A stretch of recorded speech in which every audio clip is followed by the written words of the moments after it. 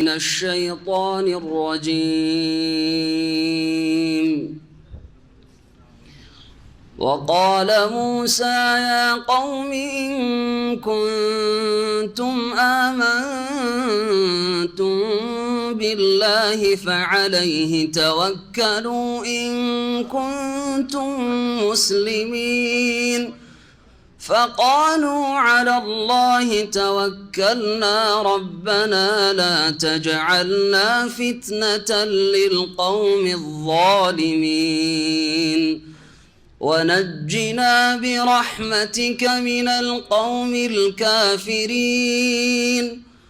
وأوحينا إلى موسى وأخيه أن تبوأ لقومكما بمصر بيوتا وجعلوا بيوتكم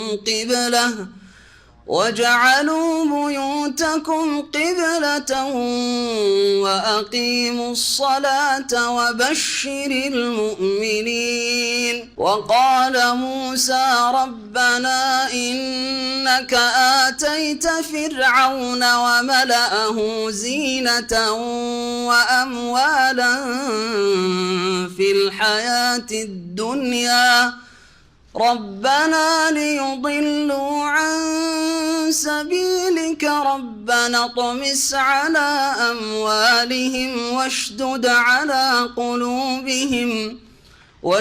على قلوبهم فلا يؤمنوا حتى يروا العذاب الأليم.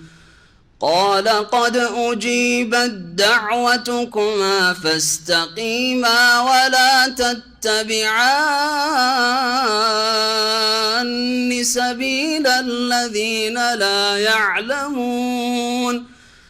وجاوزنا ببني إسرائيل البحر فأتبعهم فرعون وجنوده بغيا وعدوا حتى إذا أدركه الغرق قال آمنت أنه لا إله إلا الذي آمنت به بنو إسرائيل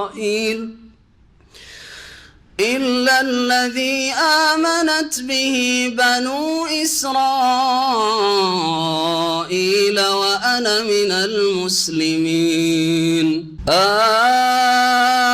الآن وقد عصيت قبل وكنت من المفسدين فاليوم ننجيك ببدنك لتكون لمن خلفك آية وإن كثيرا من الناس عن آياتنا لغافلون. ولقد بوأنا بني إسرائيل مبوأ صدق ورزقناهم من الطيبات فما اختلفوا حتى جاءهم العلم إن ربك يقضي بينهم يوم القيامة فيما كانوا فيه يختلفون. فإن كنت في شك مما أنزلنا إليك فاسأل الذين يقرؤون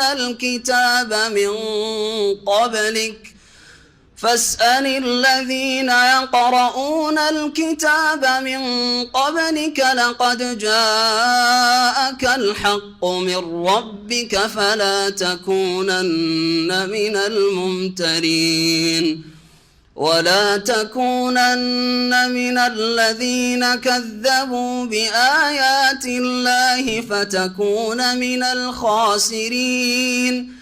إن الذين حقت عليهم كلمة ربك لا يؤمنون ولو جاءتهم كل آية حتى يروا العذاب الأليم. فلولا كانت قرية آمنت فنفعها إيمانها فلولا كانت قرية آمنت فنفعها إيمانها إلا قوم يونس لما آمنوا كشفنا عنهم عذاب الخزي في الحياة الدنيا ومتعناهم إلى حين ولو شاء ربك لآمن من في الأرض كلهم جميعا أفأنت تكره الناس حتى يكونوا مؤمنين وما كان لنفس أن تؤمن إلا بإذن الله ويجعل الرجس على الذين لا يعقلون قل انظروا ماذا في السماوات والأرض وما تغني الآيات والنذر عن قوم لا يؤمنون فهل ينتظرون إلا مثل أيام الذين خلوا من قبلهم قل فانتظروا إني معكم من المنتظرين ثم ننجي رسلنا والذين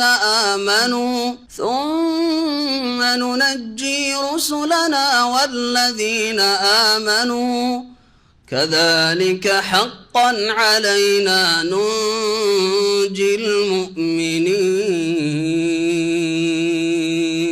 السلام عليكم ورحمة الله وبركاته.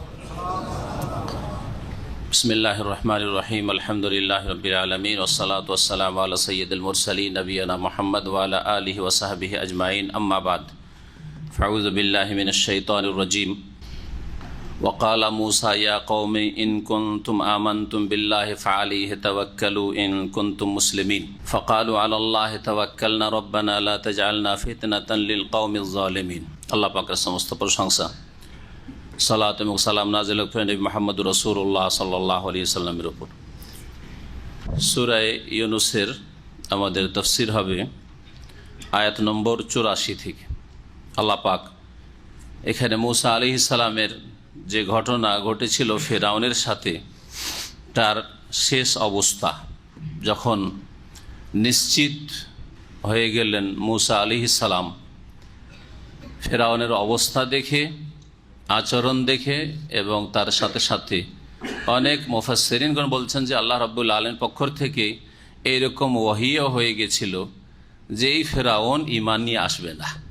শেষ পর্যায়ে আল্লাহ পাক জানিয়ে দিয়েছিলেন মূসা আলাইহিস সালামকে ওহী মারফত যে ফেরাউন তোমার প্রতি ঈমান নিয়ে আসবে না, ইসলাম গ্রহণ করবে না। যেমন নূহ আলাইহিস সালামের ঘটনা তো এরকম কথা রয়েছে। 950 বছর দাওয়াতের কাজের পরে আল্লাহ পাক জানিয়ে দিলেন নূহ আলাইহিস সালামকে। কোরআনে এই কথা আল্লাহ পাক উল্লেখ করেছেন একটি আয়াতে যে হে নূহ, যারা ঈমান নিয়ে আশা নিয়ে এসেছে আর তোমার কওম থেকে কেউ ঈমান নিয়ে আসবে না। তো হতে পারে যে তাকে এইভাবে ওহী দ্বারাও জানিয়ে দেওয়া হয়েছিল, যেমন কিছু তাফসীরকাররা বলেছেন, অথবা তার অবস্থা দেখে বুঝতে পারলেন যে না, এর কাছে কাজ হবে না, এ বড়ই অহংকারী আর এ কখনো মানতে রাজি নয় হক কথা। সে সময়ের অবস্থা থেকে আমরা আজকে শুরু করব। আল্লাহ পাক বলছেন ওয়াকালা মূসা, মূসা আলাইহিস সালাম বললেন নিজের সম্প্রদায়কে প্রথম সম্বোধন করে আল্লাহর প্রতি আস্থা ভরসা করতে, কারণ যে আল্লাহর উপর ভরসা করে আল্লাহ পাক তাদের জন্য যথেষ্ট হন। ইয়া কওম, হে আমার সম্প্রদায়, ইন কুনতুম আমানতুম বিল্লাহ, তোমরা যদি আল্লাহর প্রতি বিশ্বাসী হয়ে থাকো, আল্লাহর প্রতি ঈমান নিয়ে এসে থাকো, ফাআলাইহি তাওয়াক্কালু, তাহলে আল্লাহর প্রতি একমাত্র ভরসা করো। আল্লাহর প্রতি ঈমানের বাস্তব প্রমাণ হচ্ছে আল্লাহর প্রতি একমাত্র ভরসা থাক। আর ভরসা কাজটি হচ্ছে অন্তরের কাজ। ভরসা মানে কর্মহীনতা নয়, ভরসা মানে কাজ কাম ছেড়ে দিয়ে দুনিয়ার যেগুলি উপায় উপকরণ রয়েছে, মাধ্যম রয়েছে, সেগুলিকে উপেক্ষা করে হাত গুটিয়ে বসে থাকা অথবা বাড়িতে বসে থাকা আর বড় বড় আশা করা, এটা তাওয়াক্কুল মোটেই নয়। আশা করছেন একরকম, কাজ করছেন ওর বিপরীত, এটাও আল্লাহর প্রতি ভরসা নাই। এই জন্য প্রথমে বললাম যে আল্লাহর প্রতি ভরসার আসল সম্পর্ক হচ্ছে মানুষের হৃদয়ের সাথে, কলবের সাথে। আসল ভরসা হচ্ছে হৃদয়ের, যার প্রতিফলন ঘটে কথায়, কাজে, চলা ফেরাই, কিন্তু কর্ম করে যেতে হবে, কর্ম করে যেতে হবে। যেই ক্ষেত্রে আপনি আগে বাড়ছেন আল্লাহর উপর ভরসা করে, সেই ক্ষেত্রে আপনাকে কাজ করতে হবে। কাজ না করে যেন আল্লাহ ভরসা, এটা মিথ্যুকদের ভরসা, মিথ্যুকদের ভরসা। আপনি যদি বনে জঙ্গলে আপনার ফ্যামিলিকে ছেড়ে দেন, বা একা আপনার খোলা মাঠে বাড়ি, ওখানে আপনার স্ত্রীকে ছেড়ে দেন, কোনো সাবালক ছেলে নেই, আর বলে আমি চললাম কোনো জায়গায়, সে দুনিয়ার নামে হোক অথবা দিনের নামে হোক, চললাম আমি, আল্লাহ ভরসা, তাহলে এটা আল্লাহ ভরসা হলো না, এটা মিথ্যুকদের আল্লাহ ভরসা। তাহলে দুনিয়ার উপায় উপকরণ ব্যবস্থা যেগুলি আল্লাহ পাক গ্রহণ করার ক্ষমতা দিয়েছেন, সেগুলি গ্রহণ করার পরে সেই অবস্থাটিকে, সেই কাজটিকে আল্লাহর উপর ছেড়ে দেওয়া। প্রত্যেকটি ক্ষেত্রে, চিকিৎসার ক্ষেত্রে আপনি বলেন চিকিৎসা করবো না, আমি জ্বর বলছে না আমি জীবনে আমি প্যারাডল খাই না, আমি জ্বরের ওষুধ নিবই না, আমি মূর্খ সে। নবী করিম সাল্লাল্লাহু আলাইহি ওয়াসাল্লাম বলছে তাদাউ ইয়া ইবাদাল্লাহ, হে আল্লাহর বান্দারা তোমরা চিকিৎসা করো। ফাইনাল্লাহ লাম ইউনজিল দান ইল্লা আনজালা লাহু শিফান, কারণ আল্লাহ পাক রব্বুল আলামিন এমন কোনো ব্যাধি নাজিল করেননি যেই ব্যাধির তিনি ঔষধ বা চিকিৎসা নাজিল করেননি। এটি একটি উদাহরণ। এইরকমই অনেকেই শহরে ভালো শিক্ষা দিবেন ছেলে মেয়েকে, আরে ছোট ছোট বাচ্চা আপনার স্ত্রীকে একাই ছেড়ে দিয়ে চলে আসেন, বাজার করে কি আছে, বলছে কাছে বাজার আছে, আমার স্ত্রী বাজার করে। আশেপাশের দুষ্ট লোকেরা জানবে যে একাই মহিলা থাকে, অসৎ চরিত্রের মানুষ রয়েছে, তাহলে আপনি ঝুঁকিতে রেখে আসেন, বলছে আল্লাহ ভরসা, এটা আল্লাহ ভরসা নাই, এটা জাহেলদের কথা। তো এইরকম যে কোনো ক্ষেত্রে কাজকর্ম, যেমন দুনিয়ার ক্ষেত্রে আপনি ডিউটি করছেন, তারপরে রিজিকের মালিক আল্লাহ, আল্লাহ ভরসা, আল্লাহ রিজিক দেবেন, কিন্তু ডিউটি না করে নয়। তেমনি আপনি ইবাদত বন্দি করে, ফরজ অজেব আদায় করে, হারাম নাজায়েজ থেকে বেঁচে আল্লাহর কাছে জান্নাতের আশা রাখি, আল্লাহ ভরসা, কাজ করে আল্লাহ ভরসা। কর্মহীনতার সাথে আল্লাহ ভরসা হয় না। তাওয়াক্কুল শব্দটি বোঝানোর জন্য এই কথাগুলি বললাম। তাওয়াক্কুল সম্পর্কে অনেক কথাই আছে, আর এর উপরে আলোচনা আমাদের আছে। যারা বিস্তারিত আরো জানতে চাইবেন সেগুলি থেকে শুনতে পারবেন, অথবা অন্যরা যেগুলি বলেছেন বা লিখেছেন সেগুলি থেকে জানতে পারবেন। তোমরা যদি আল্লাহর প্রতি ঈমান রাখো, তাহলে অবশ্যই তোমরা কি করো, ফাআলাইহি তাওয়াক্কুলু, তারই ওপর তোমরা আস্থা ভরসা করো। ইন কুনতুম মুসলিমিন, যদি তোমরা মুসলিম হয়ে থাকো, আত্মসমর্পণকারী হয়ে থাকো। আম্বিয়া রসুলগণ এই মুসলিমিন শব্দটি ব্যবহার করেছেন। আর আম্বিয়া রসুলগণের উম্মতরা, দেখেন শেষ উম্মতের কথা এখানে বলেন, মুসা আলাইহিস সালাম উম্মতের কথা বলা হয়েছে, তাদেরকে মুসলিমিন বলা হয়েছে। তাহলে বোঝা যাচ্ছে ইসলাম যেই দিন থেকে আল্লাহ পাক মানুষকে পাঠিয়েছেন, সেই দিন থেকে আল্লাহর মনোনীত দিন হচ্ছে ইসলাম। আদম আলাইহিস সালাম থেকে শুরু করে মানুষের দিন হচ্ছে ইসলাম, এটা সকলের দিন। এই দিনে সকলের অধিকার রয়েছে। সুতরাং এই দিনকে অস্বীকার করে কেউ ইহুদি হয়ে থাকবে, কেউ খ্রিস্টান হয়ে থাকবে, কেউ হিন্দু হয়ে থাকবে, কেউ জৈন হয়ে থাকবে, কেউ বৌদ্ধ হয়ে থাকবে, সেগুলি আসলে দিন নয়। আল্লাহর দিন হচ্ছে ইসলাম। ইন্না দীনা ইনদাল্লাহিল ইসলাম। ফাকালু, তখন তারা বলেছিল, বনি ইসরাইল, মুসার জাতি আলাইহিস সালাম, আলাল্লাহ তাওয়াক্কালনা, আমরা আল্লাহর উপরে আস্থা করলাম। রব্বানা, হে আমাদের প্রতিপালক, লা তাজআলনা ফিতনাতাল লিল কওমিজ জালিমিন, আমাদেরকে জালেম সম্প্রদায়ের উৎপীড়নের পাত্র বানিয়ে দিও না। এখানে ফিতনা মানে আযাব, শাস্তি, জুলম অত্যাচার। জালেম সম্প্রদায় আমাদের জুলম অত্যাচার করবে, এর পাত্র মানে জুলম করার জন্য শুধু আমাদেরকে পেয়েছে, এরকম আমাদেরকে করিয়ে দিও না, যে এই ফেরাউনের অনুসারীরা আমাদের জুলম চালাবে, এইরকম পরিস্থিতি আল্লাহ তুমি করে দিও না। রব্বানা লা তাজআলনা ফিতনাতাল লিল কওমিজ জালিমিন, এটি একটি তাফসীর ফিতনার। ফিতনা মানে মানুষ ধোকায় পড়ে যায়, প্রতারিত হয়ে যাওয়া। হ্যাঁ, মানুষ ধর্মীয় ফিতনা হোক অথবা দুনিয়ার ফিতনা হোক, ফিতনায় পড়ে যাওয়া, এই অর্থ এখানে করা যেতে পারে, অনেকেই করেছেন। তাহলে কি তাফসীর হবে? তাফসীরটা তখন অন্যরকম হয়ে যাবে। রব্বানা লা তাজআলনা ফিতনাতাল লিল কওমিজ জালিমিন, আল্লাহ আমাদেরকে জালেম সম্প্রদায় হচ্ছে এই কিবতীরা, ফেরাউন এবং ফেরাউনের অনুসারীরা, এই জালেম সম্প্রদায়ের জন্য আমাদেরকে ফিতনা বানিয়ে দিও না, মানে ওদেরকে পরীক্ষায় ফেলে দিও না। তার মানে ওরা সারা জীবন যদি জুলুম চালাতে থাকে এরকম, আর আমরা সারা জীবন গোলামি করতে থাকি, তো ওরা প্রতারিত হয়ে যাবে, ধোকায় পড়ে যাবে যে আমরাই ঠিক পথে আছি, দেখো আমরাই নেতৃত্ব দিচ্ছি, আমরাই সুখে আছি, আর এরা আমাদের দাস দাসী। এতে ধোকা খেয়ে যাবে, আমাদেরকে এদের জন্য ফিতনার কারণ বানিয়ে দিও না। চিরকাল এদেরকে নেতৃত্বে আর ক্ষমতায় রাখিও না, শক্তিশালী করে রাখিও না। দেখেন তাফসীর আলাদা হয়ে গেল, তাই না? ফিতনা মানে উৎপীড়ন বা জুলম অত্যাচারের পাত্র, আর ফিতনা মানে তাদের জন্য ফিতনার কারণ, ধর্মীয় ফিতনা। এই দিনে গ্রহণই করবেন না। কেন গ্রহণ করব? মুসলিমরা সারা জীবন যদি মজলুম হয়ে থাকে, সবসময় যদি মুসলিম মানে তাদের রক্ত সবচাইতে সস্তা হয়, আর তারা যদি সবচেয়ে বেশি তারাই মার খায় অন্যের কাছে, তো এটা কাফেরদের জন্য একটা ফিতনার কারণ। ইসলাম কবুল করতে চাই না, কিন্তু ইসলাম মুসলিম যদি স্ট্রং হয়, ইসলাম যদি শক্তিশালী হয়, তাহলে এটা তাদেরকে আকৃষ্ট করবে, জানারে এরাই সত্য পথে আছে। নাহলে দেখো এরা শক্তিশালী কি করে হচ্ছে। হ্যাঁ, এই অবস্থাটাই আল্লাহ পাক তৈরি করে দিয়েছে নবী করিম সাল্লাল্লাহু আলাইহি ওয়াসাল্লামের মাধ্যমে, সাহাবায়ে কেরাম, খুলাফায়ে রাশিদিনের মাধ্যমে, এমনকি উমাইয়া যুগে, আব্বাসী যুগে, এই সবগুলি যুগে ছিল। কিন্তু ধীরে ধীরে যেমনই মুসলিম জাতি তাদের দিন ইসলাম থেকে সরে গেছে, তাওহীদ থেকে শিরকের দিকে চলে গেছে, সুন্নাত থেকে বিদআতের দিকে চলে গেছে, আল্লাহর ফরজ ওয়াজিব থেকে গাফিল হয়েছে, হারামে লিপ্ত হয়েছে, ভোগবিলাসে লিপ্ত হয়েছে, জিহাদ ফি সাবিলিল্লাহ ছেড়ে দিয়েছে, তখন আল্লাহ পাক তাদেরকে লাঞ্ছিত করে দিয়েছে। ফরজ নামাজ মুসলিম পড়ে না, তো আল্লাহ কেন তাদেরকে শক্তিশালী করবেন? এটা ফিতনার কারণ হয়ে গেছে বর্তমান কাফেরদের জন্য, যে মুসলিম বেশি মার খায়, তা কেন ইসলাম গ্রহণ করব? রব্বানা লা তাজআলনা ফিতনাতান লিল কওমিজ জালিমিন, আল্লাহ আমাদেরকে জালেমদের জন্য ফিতনার কারণ বানিয়ে দিও না। তাদের ঈমান ইসলাম কবুল করে বড় বাধা সৃষ্টি হয়ে গেছে। ওয়ানাজ্জানা বিরহমাতিকা মিনাল কওমিল কাফিরিন, হে আল্লাহ আমাদেরকে পরিত্রাণ দাও কাফের সম্প্রদায় থেকে তোমার রহমতে। ওয়া আওহাইনা ইলা মূসা, আল্লাহ পাক বলছেন মূসা আলাইহিস সালামকে আমি ওহী করলাম, ওয়া আখিহি এবং তার ভাই হারুনকেও, আন তাবাওয়া লিকাওমিকুমা বিমিসরা বুয়ুতান, তোমরা মিসরে তোমাদের জাতির জন্য ঘর তৈরি করো, বাড়ি ঘর তৈরি করো, এদের মিসরে বাড়ি বানাও। এদেরকে আদেশ দেওয়া হয়েছিল যে ফেরাউনের বংশধর কিপ্তিরা যে এলাকায় বাস করে সে এলাকায় বসবাস করিও না, তোমরা আলাদা হয়ে একটা দিকে বসবাস করো, যাতে করে গোটা এলাকাটাই বা গোটা গ্রাম, গোটা অঞ্চলটা হচ্ছে বনি ইসরায়েলদের অঞ্চল। তাহলে তোমাদের মধ্যে একাকার হয়ে কোনো কিপ্তি না থাকলে তোমাদের আভ্যন্তরীণ খবরগুলি ওদের কাছে দ্রুত পৌঁছিবে না।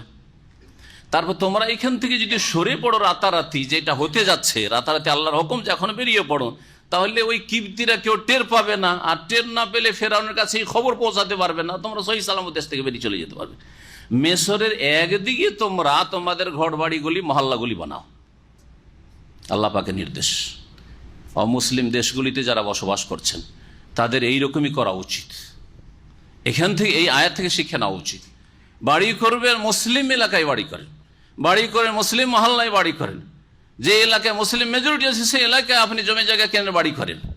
ভারতের মতো জায়গায় কিছু লোক আছে যারা মডার্ন মুসলিম, মনে করে যে মুসলিম মহল্লাগুলি হচ্ছে কাচড়া মহল্লা, মুসলিম মহল্লাগুলি অনুন্নত, এখানে শিক্ষা চিকিৎসার অভাব আছে, চলে যায় ওই হিন্দুদের এলাকায়, কাফেরদের এলাকায় বসবাস করতে যায়, আর তাদের বলির পাঠা হয় কাফেরদের।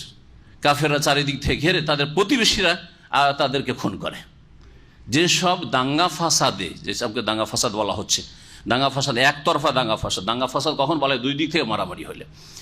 তো এই যে জুলম অত্যাচারগুলি হচ্ছে কাফেরদের তরফ থেকে, অধিকাংশ লোক যারা ক্ষতিগ্রস্ত হচ্ছে, জান মালের তাদের ক্ষতি হচ্ছে, তারা কারা? যারা ওই কাফেরদের এলাকায় বসবাস করে, কাফেরদের মহল্লায় বসবাস করে। মুসলিম এলাকায় সহজে ঢোকার সাহস করবে না, কারণ কাফের দীর্ঘদিন বাঁচতে চায়, আর মমিন বাঁচার চিন্তা করে না। মমিন মুসলিম বাঁচার চিন্তা করে না, মমিন হকের উপর থাকতে চায়, যতদিন থাকবে। সুতরাং মমিন যদি সত্যিকার মমিন হয়, ইউহিব্বুল মৌত, মৌতকে ভালোবাসে, মৌতকে ঘৃণা করেন, আল্লাহর সাথে সাক্ষাৎকে ভালোবাসে। আর কাফের বাঁচতে চায়, ইয়াওয়াদ্দু আহাদুহুম লা ইউআম্মারু আলফা সানা, আল্লাহ করে বলছেন, ওরা তো হাজার হাজার বছর বাঁচতে চায়, মরতে চায় না ওরা। সুতরাং ওই সাহস করে আসবে না। সুতরাং এইভাবে বসবাস করা উচিত, এখানে আল্লাহ পাক শিক্ষা দিয়েছেন। ওয়াজআলু বুয়ুতাকুম কিবলা, যেহেতু বাইরে তারা উপাসনালয় তৈরি করবে, মসজিদ তৈরি করবে, এবাদত বন্দি করবে, এবাদত খানা তৈরি করবে, এর অনুমতি ফেরাউনের তরফ থেকে ছিল না, আরো জুলম অত্যাচার বেড়ে যাবে। সেজন্য আল্লাহ পাক আরো বললেন তাদেরকে যে তোমরা তোমাদের নিজের বাড়িতেই এবাদত বন্দি করা। যেমন নবী করিম সাল্লাল্লাহু আলাইহি ওয়াসাল্লাম ইসলামের প্রথম যুগে মক্কায় লুকিয়ে লোকে দারুল আরকামে দাওয়াতের কাজ করেছেন এবং ঘরের ভিতরে নামাজ পড়েছেন সাহাবাই কেরামদেরকে নিয়ে, বাইরে কাবার পাশে নামাজ পড়া সাহসারী প্রথম দিকে। যতদিন পর্যন্ত হামজা রাদিয়াল্লাহু তাআলা আনহু আর ওমর রাদিয়াল্লাহু তাআলা, এই দুই মুজাহিদ, দুই আল্লাহর বলা যেতে পারে আসাদুল্লাহ, যতদিন পর্যন্ত তারা ইসলাম গ্রহণ করে ততদিন পর্যন্ত প্রকাশ্যে নামাজ পড়তে পারেননি, প্রকাশ্যে ইসলামের দাওয়াত দিতে পারেননি। তো আল্লাহ পাক রব্বুল ওই রকমই হুকুম করেছিলেন মূসা এবং হারুন আলাইহিস সালামকে, কি কর, ওয়াজআলু বুয়ুতাকুম কিবলা, আর তোমাদের ঘরগুলিকে ইবাদতের স্থানে পরিণত করো, নামাজের স্থানে পরিণত করো।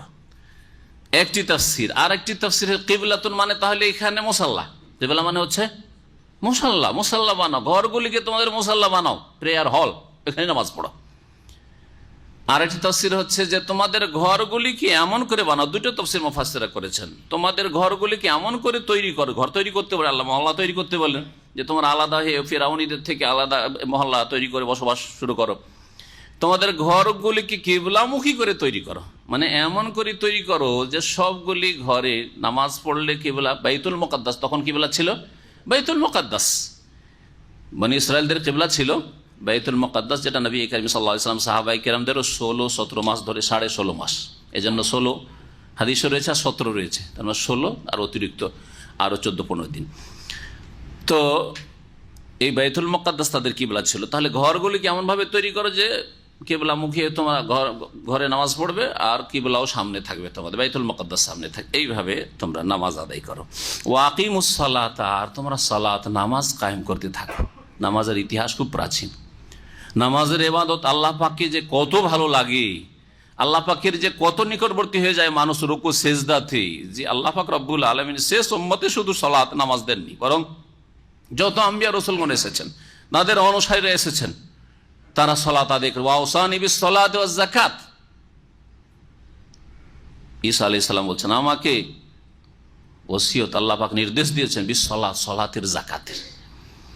এখানে রয়েছে মুসা আলাইহিস সালাম বলছেন, মুসা আলাইহিস সালামকে আল্লাহ পাক বলছেন যে তোমরা কি করো, ওয়া আকিমুস সালাহ, তাহলে সালাত কায়েম করো। সালাত বিহীন মুসলিম আইলা, সালাত বিহীন যদি মুসা আলাইহিস সালামের উম্মত না হইতে পারে, তো নবী মুহাম্মদ সাল্লাল্লাহু আলাইহি ওয়াসাল্লামের উম্মত কি করে হইতে পারে, যিনি মেরাজ থেকে 5 ওয়াক্ত সালাত নিয়ে এসেছেন? আর বেনামাজি মুসলমান, এদেরকে আল্লাহ কি করে দেবেন? না দুনিয়া দেবেন না আখিরাত দেবেন, আখিরাত থেকে বঞ্চিত, আর দুনিয়ায় গোলামের জীবন, শুধু দুনিয়ার নিয়ামত থেকে বঞ্চিত।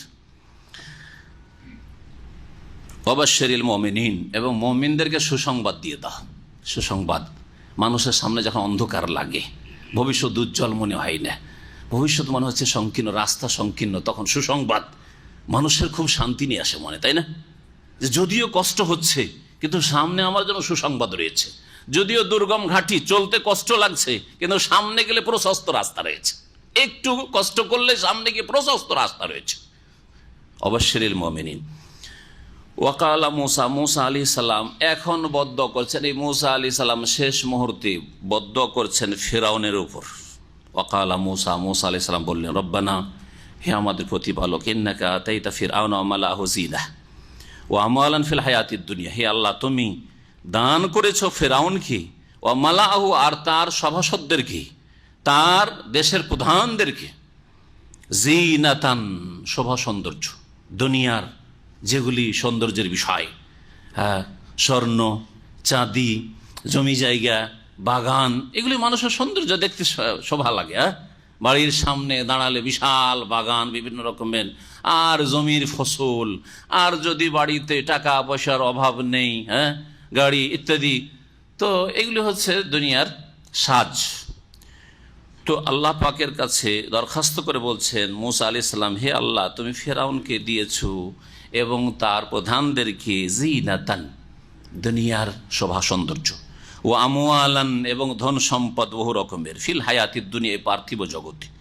রব্বানা, হে আমাদের প্রতিপালক, এদেরকে যে দিয়েছো, এই দিয়ে কি কোনো ভালো কাজ করছে এরা, না করবে?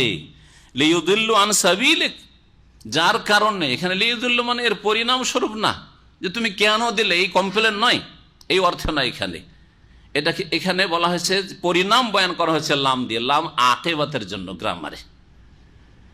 কারণ যার কারণে কি করছে এরা, যার কারণে লিউদিল্লু আন সাবিলিক, নিজে তো পথভ্রষ্ট আছেই ফেরাউন, তোমার রাস্তা থেকে অন্যদেরকেও পথভ্রষ্ট করছে এরা, এই ফেরাউন এবং ফেরাউনের দেশের প্রধানরা।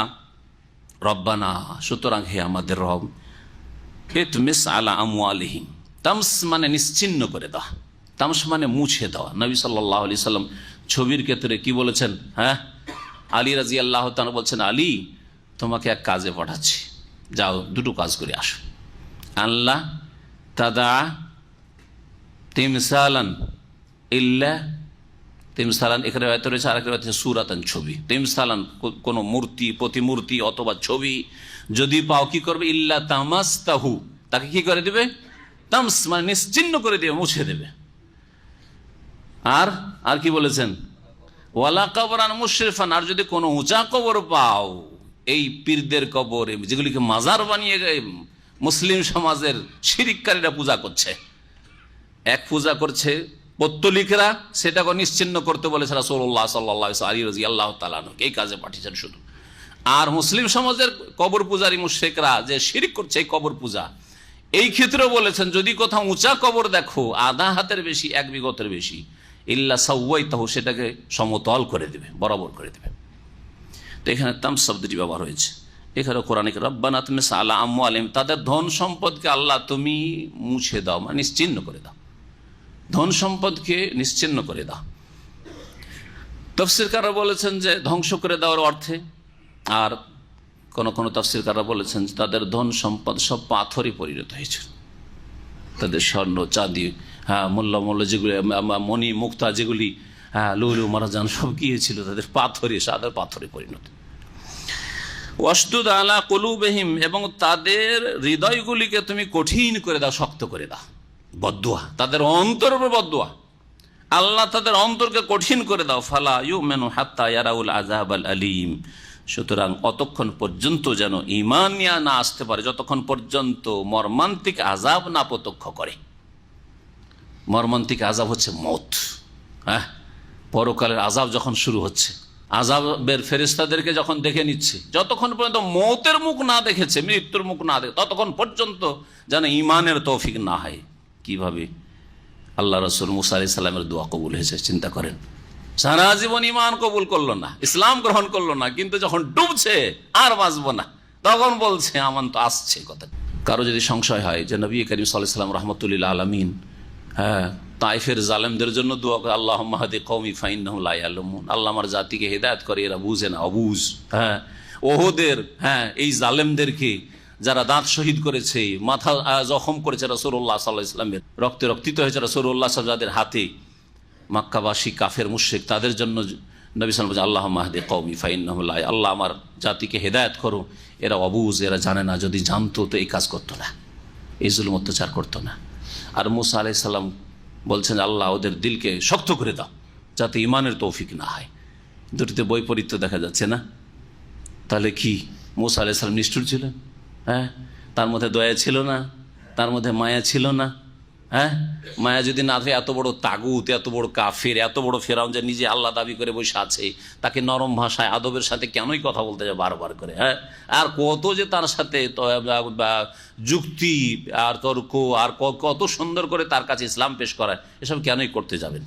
এই জন্য আগে আমি শুরুতে বলে দিচ্ছি, যখন শুরু করেছিলাম তাফসির, যে যখন অনেক তাফসিরকাররা বলেছেন, যখন আল্লাহ পাক জানিয়ে দিলেন মুসা আলাইহিস সালামকে, দেখো মুসা, আর কাজ হবে না, তোমার কাজ ছিল মেহনত করা, করে নিয়েছো, কিন্তু আলেমুল গাইব তুমি না, তুমি জানো না, আমি জানি আলেমুল গাইব, যে শেষ পর্যন্ত ঈমান নিয়ে আসবে না, সুতরাং এর জন্য আর মেহনত করে লাভ নেই। তখন বদদুয়া করেছেন, আল্লাহ এর ধন সম্পদকে ধ্বংস করে দাও, দুনিয়ার নিয়ামতগুলিকে ধ্বংস করে দাও, আর কঠোর শাস্তি আসা পর্যন্ত যেন ঈমানের তৌফিক না হয়।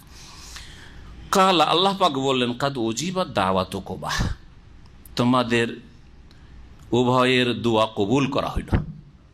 আল্লাহ উজিবাত দাওয়াতুকুমা, একটি দোয়া, তাহলে ইখলাসের সাথে দোয়া করলে ওই আধা ঘন্টার দোয়া আর রাত দিন দোয়া করতে হয় না। যদিও বারবার করে দোয়া করেন, নবী সাল্লাল্লাহু আলাইহি ওয়াসাল্লাম একটি দোয়া 3 বার করে করবেন, কিন্তু যার যত বেশি ইখলাস রয়েছে, কোরবানি রয়েছে, তাকওয়া রয়েছে, তার দোয়া তত অল্প কথায় অল্প সময় কবুল হবে। কতটুকু দোয়া তার, তাই না? সাথে সাথে আল্লাহ পাক বলছেন, এমন না যে মুসা বারবার করে বেশ দীর্ঘদিন ধরে আল্লাহকে ডাকতে থেকেছেন যে আল্লাহ ফেরাউনকে ধ্বংস করো, ফেরাউনকে ধ্বংস না। কাদ ওজিবা দাওয়াতুকুমা, তোমাদের দুইজনের দোয়া কবুল হয়েছে। ফাস্তাকিমা, সুতরাং তোমরা উভয়ে অটল থাকো। এই অটল থাকো কিসের ওপর? একটি তাফসীর হচ্ছে যে তোমাদের যে বদদোয়া করেছো মুসা ফেরাউনের ওপর, এর ওপর তোমরা অবিচল থাকো। তার মানে এর ওপর দৃঢ়তা অবলম্বন করো, ধৈর্য হারা হইও না। আর চাওয়ার পরে পাও না কেন তাড়াহড়া লাগিয়ে দিবি যে আল্লাহ দোয়া করলাম আর তুমি বললে যে কবুলও হয়েছে, তো কই কখন কখন শুরু করে দিও না। ফাস্তাকিমা, অটল থাকো। তাফসীরকাররা বলছেন যে দোয়া কবুল হয়েছে আল্লাহ বলে দিলেন, আর তারপরে এর রেজাল্ট বেরোতে 40 বছর লেগেছে। অর্থাৎ যেই দিন দোয়া কবুল হওয়ার আল্লাহ ঘোষণা করেছেন সেই দিন থেকে তারপরে 40 বছর ফেরাউন বেঁচে থেকেছে আর জুলুম অত্যাচার করতে থেকেছে। তারপরে এই ডুবার ঘটনা হয়েছে যেই দিন আল্লাহ পাক রব্বুল আলামিন ধ্বংস করেছেন ফেরাউনকে। ফাস্তাকিমা মানে ফাস্তাকিম আলা দোয়া, যে দোয়া করেছো, বদদোয়া করেছে, বদদোয়ার উপর তাহলে অটল থাকো, ধৈর্য ধারণ করে থাকো। কখন এর প্র্যাকটিক্যাল হবে, দোয়ার বাস্তবায়ন হবে, এটা আমার কাজ। 40 বছর পরে ফলাফল পাওয়া যাচ্ছে। তাহলে আমাদের জন্য কি আম্বিয়া রসুলগণের সুন্নতটি অনুসরণীয় নয়? অনুসরণ করবেন না? দোয়া করলেন আজকে কবুল হয় না, কবুল হয় না, কবুল হয় না, অধৈর্য কেন? অধৈর্য কেন? ধৈর্য ধারণ করেন। হতে পারে যে এর ফল আপনারও 20 বছর 30 বছর পরে আসবে। আমাদের 1 বছর পরে আসলে পেরেশান হয়ে যায়। 40 বছর সবর করেছেন আম্বিয়া রসুলগণ দোয়া করার পরে, অথচ আল্লাহ তাদেরকে জানিয়েও দিয়েছেন যে দোয়া কবুল হয়েছে। আমাদেরকে জানানো হয়নি যে দোয়া কবুল হয়েছে কি হয়নি।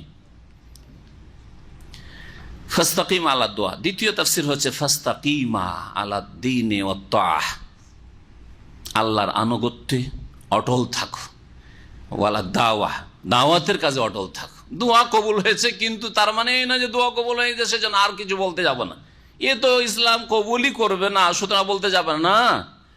তুমি তোমার কাজ করে যাও, তোমার নিজের ইবাদতবন্দি করে যাও। আর যেই দিনের দাওয়াতের জন্য পাঠিয়েছি, আর তাকে দাওয়াতের জন্য পাঠানো হয়েছিল যেমন ফেরাউনের অনুসারী কিপ্তিদের জন্য, তেমনই তাকে বিশেষভাবে পাঠানো হয়েছিল বনি ইসরায়েলদের জন্য, কারণ আগের নবীদেরকে নিজের জাতির জন্য পাঠানো হয়েছিল। মুসা আলাইহিস সালামের ক্ষেত্রে মনে রাখবেন যে আগের আম্বিয়া রসুলগণ শুধু নিজ জাতির জন্য আসতেন, কিন্তু মুসা আলাইহিস সালাম বনি ইসরায়েলদের জন্য তো এসেছিলেন, তাদেরকে জুলম অত্যাচার থেকে মুক্ত করার জন্য, আর তাদেরকে তরবিয়ত দেওয়ার জন্য, তাদেরকে দিন শিখানোর জন্য। কিন্তু তার সাথে সাথে তাকে হুকুম হইল কি হইল না? ইযহাবা ইলা ফিরআউনা ইন্নাহু তাগা, যাও ফেরাউনের কাছে 2 ভাই মিলে। তো ফেরাউনকে দাওয়াত দিয়েছেন না দেননি?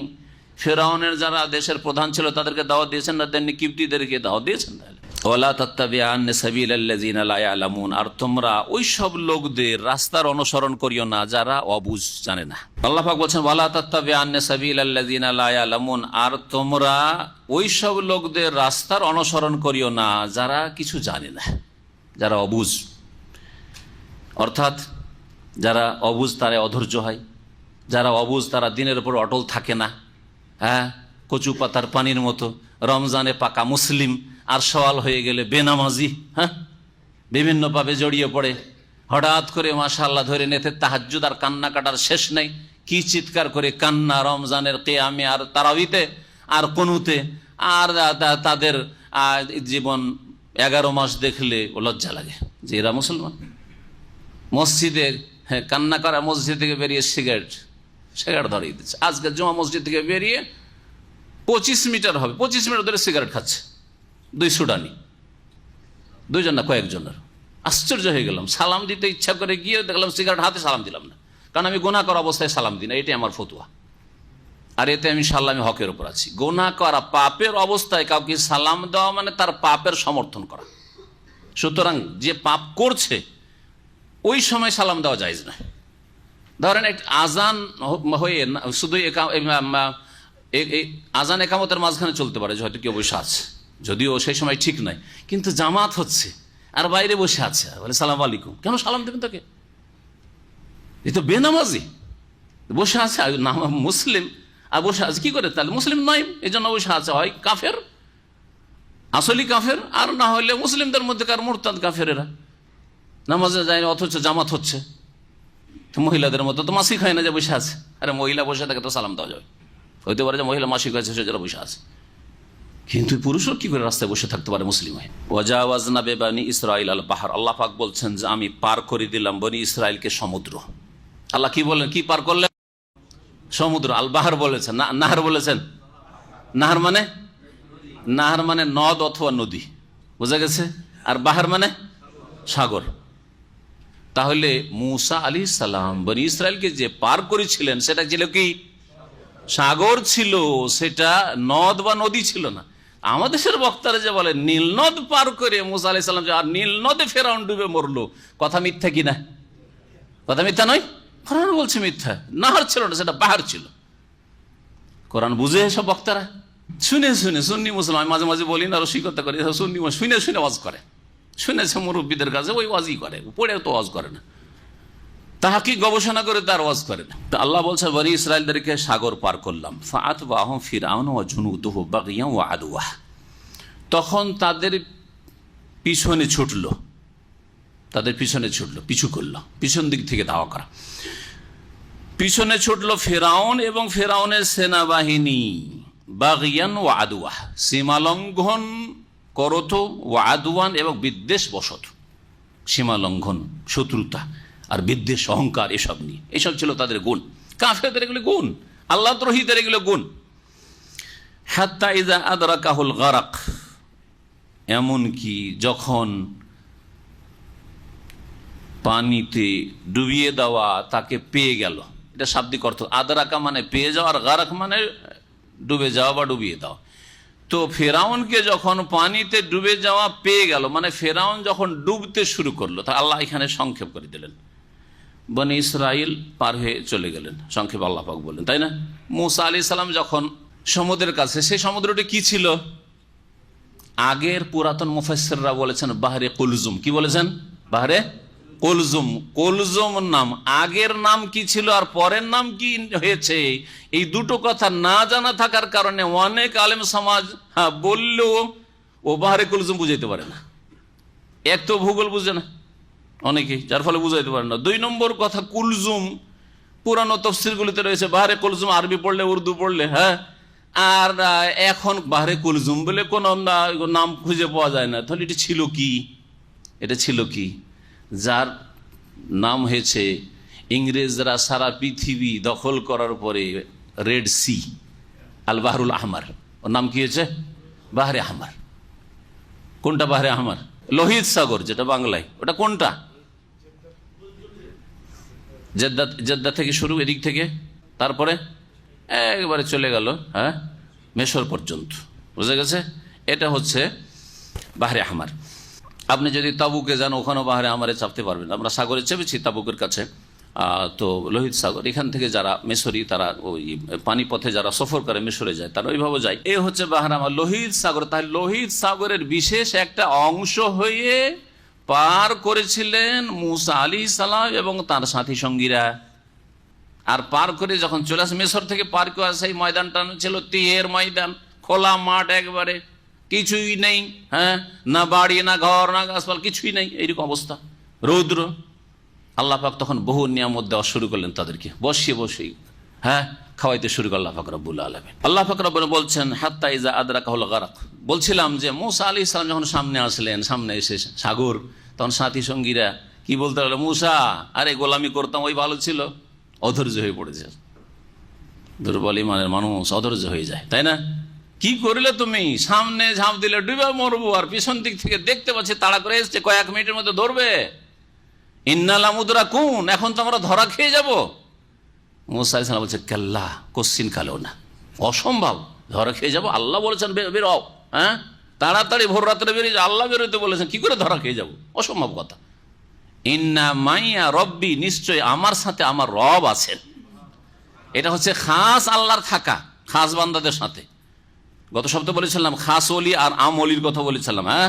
আল্লাহর সাথে থাকাও 2 রকম, আম ভাবে থাকা আর খাস ভাবে থাকা। যেটা বুঝাইতে গেলে লম্বা সময় লাগবে। খাস ভাবে থাকা মানে আল্লাহর তৌফিক রয়েছে, হেফাজত রয়েছে, সুরক্ষা রয়েছে, মদদ রয়েছে আল্লাহ পাক রব্বুল আলমিনের সব কিছু। আর আল্লাহর জ্ঞান তো রয়েছে, পরিবেষ্টন, এটা সকলের জন্য রয়েছে। আল্লাহ কাফেরকেও পরিবেষ্টন করে রয়েছেন, কাফের সাথে পরিবেষ্টনের দিক থেকে, জ্ঞানের দিক থেকে, ক্ষমতার দিক থেকে কাফের সাথে আছেন, অসতের সাথে আছেন, কিন্তু অসতের সাথে আল্লাহ হেফাজতের দিক থেকে নেই, আল্লাহ পাক রব্বুল আলামিন তৌফিকের দিক থেকে নেই, আল্লাহ মদদের দিক থেকে নেই। কিন্তু মুসা আলাইহিস সালামের সাথে ইন্না মাইয়া রব্বি, আমার সাথে আমার রব আছেন, তৌফিক দেবেন, শক্তি দেবেন, রাস্তা খুলবেন, সাহায্য করবেন, জি হেফাজত করবেন। ইন্না মাইয়া রব্বি সাইহাদিন, অচিরেই তিনি আমাকে রাস্তা দেখাবেন। সাথে সাথে আল্লাহর হুকুম হলো, রাস্তা করো, মারো লাঠি, আনিদ্রে বিআসাকাল বাহার, তোমার লাঠি যে রয়েছে মুজিজার লাঠি, সমুদ্রে মারো। আর 12টা বংশ ছিল, কার? ইসরাইল। কার নাম ছিল বলেছিলাম? ইয়াকুব আলাইহিস সালামের। ইয়াকুব আলাইহিস সালামের এক ছেলের নাম বলেন তো দেখি, নবী যিনি, ইউসুফ আলাইহিস সালাম। ইউসুফ আলাইহিস সালামের আপন ভাই কয়জন? ওরা দুইজন, হ্যাঁ, আর 10 ভাই ও 7 ভাই, ঠিক না? তাহলে টোটাল কত হইল? 12 ভাই, 12টা বংশ হয়ে গেছে মুসা আলাইহিস সালামের জামানা। আস্তে আস্তে একই বংশ, ওই বংশেরই লোকেরা, 12 বংশ, ওখান থেকেই 12 বংশ। 12টি বংশ যেহেতু, আর একে অপরের, এক বংশ আর এক বংশের ঘাটে পানি খেতে যাবে, আর এক বংশের রাস্তা দিয়ে নামবে, ঝগড়া হইতে পারে। আল্লাহ বলেন তোমাদের 12 বংশের জন্য 12টি রাস্তা, 12টি রাস্তা, জি 12টি রাস্তা। এইভাবে আল্লাহ পাক তাদেরকে নিয়ামত দান করেছেন। বনি ইসরাইলকে আল্লাহ পাক ফাদ্দালনাহুম আলাল আলামিন, শ্রেষ্ঠত্ব আল্লাহ পাক দান করেছেন। উম্মতে মুসলিমার পূর্বে, শেষ নবীর উম্মতের পূর্বে আল্লাহ পাক তাদেরকে সবচেয়ে শ্রেষ্ঠ জাতি বলে আখ্যায়িত করেছেন। কিন্তু তারা যখন তাদের অযোগ্যতা প্রমাণ করেছে, আল্লাহর দিন থেকে সরে গেছে, তাদেরকে অযোগ্য প্রমাণ করে দিয়ে আল্লাহ পাক কুনতুম খায়রা উম্মাহ বলে ঘোষণা করেছে উম্মতে মুসলিমার ক্ষেত্রে। উম্মতে মুসলিমা যখন আল্লাহর দিন থেকে সরে গেছে, তখন আল্লাহ পাকের আযাব আসা শুরু হয়েছে। আল্লাহ পাক রব্বুল আলামিন কি বলছেন? রাস্তা করে দিলেন। যখন মুসা আলাইহিস সালাম পার হয়ে চলে গেলেন সাথী সঙ্গীদেরকে নিয়ে, সামনে ছিলেন জিবরাইল, যাতে এদের ভয় না লাগে, কারণ সেখানে নামা 2 দিকে পানি দাঁড়িয়ে আছে আর রাস্তা হয়ে আছে, এর মাঝখানে মানে নামা, এটা সাহসের বিষয় রয়েছে। যদিও পানি থেমে আছে, কিন্তু কি বিশ্বাস, হ্যাঁ, যে সাথে সাথে পানি এসে ডুবিয়ে দিতে পারে। তো জিবরাইল আলাইহিস সালাম সামনে, আর আসো, তোমরা আসো, এইভাবে পার করে দিয়ে তারপরে তাফসীরকাররা এটাও লিখেছেন, ফেরাউন যখন এসে পৌঁছিল আর রাস্তা দেখলো, সেও দ্বিধাদ্বন্দ্বে পড়ে গেল, নামবো না। একবার নামতে যাচ্ছে যে ধরবো ওদেরকে, আবার চিন্তা করছে যদি ডুবে যায়। জিবরাইল আলাইহিস সালাম দেখছে এই তো নামতে চাই না, যদি ফিরে যাই, ভয় পেয়ে ফিরে যায়। তখন জিবরাইল আলাইহিস সালাম আবার এসে দিলেন ঝাঁপ। রাস্তা দেখে জিবরাইল আগে চলে যাচ্ছে, আরে যাচ্ছে, রাস্তা তো ক্লিয়ার আছে, আমার সামনে লোক যাচ্ছে, আর তো কোনো ভয় নেই। তখন ফেরাউন ঝাঁপিয়ে পড়েছে সাথী সঙ্গীদেরকে নিয়ে। আল্লাহ বলছেন এখন পানি তোমার কাজ করো, পানির সাথে মিলে যাও, আর রাস্তা থাকবে না, আসল অবস্থায় ফিরে আসো। এভাবে আল্লাহ পাক ধ্বংস করে দিলেন।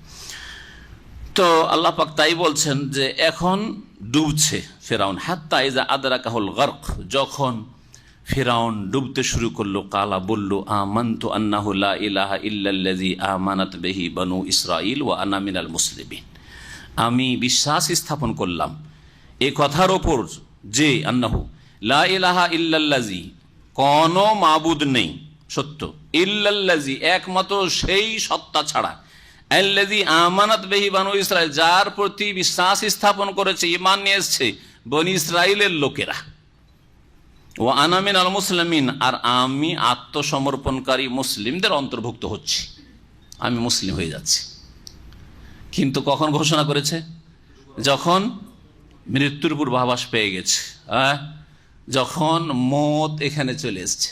হাতে বালাগাতিল হুলকুম ওয়া আনতুম হিনাইযিন তানজুরুন, আর চারিদিকে আত্মীয় স্বজন সবাই তাকাচ্ছে, আর আল্লাহর ফেরেশতাদেরকে, মালাকুল মউতকে আর তার সাথে যে অসংখ্য ফেরেশতারা, যদি ভালো মানুষ হলে রহমতের ফেরেশতা, আর অসৎ মানুষ হলে আযাবের ফেরেশতা দেখে নিচ্ছে।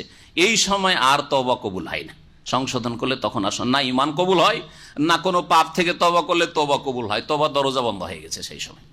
ওই সময়টা ঈমান নিয়ে আসছে। আল্লাহ পাক জবাবে কি বললেন? আল আন, আল্লাহর তরফ থেকে ডাক আসলে ফেরাউন, আল আন, এখন, মানে আল আন আমানত, এখন ঈমান নিয়ে আসছো, এতদিন কোথায় ছিলে তুমি? ওয়াকাদ আসাইতা ক্বাবলু, অথচ তুমি এর পূর্বে বিরুদ্ধাচরণ করেছো, নাফরমানি করেছো।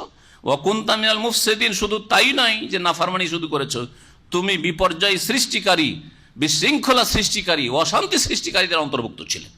ফাসাদের এসবগুলি অর্থ হয় অশান্তি করে রেখেছিলে মানুষের জন্য এই মিশরে। অকুনতা মিনাল মুফসিদিন।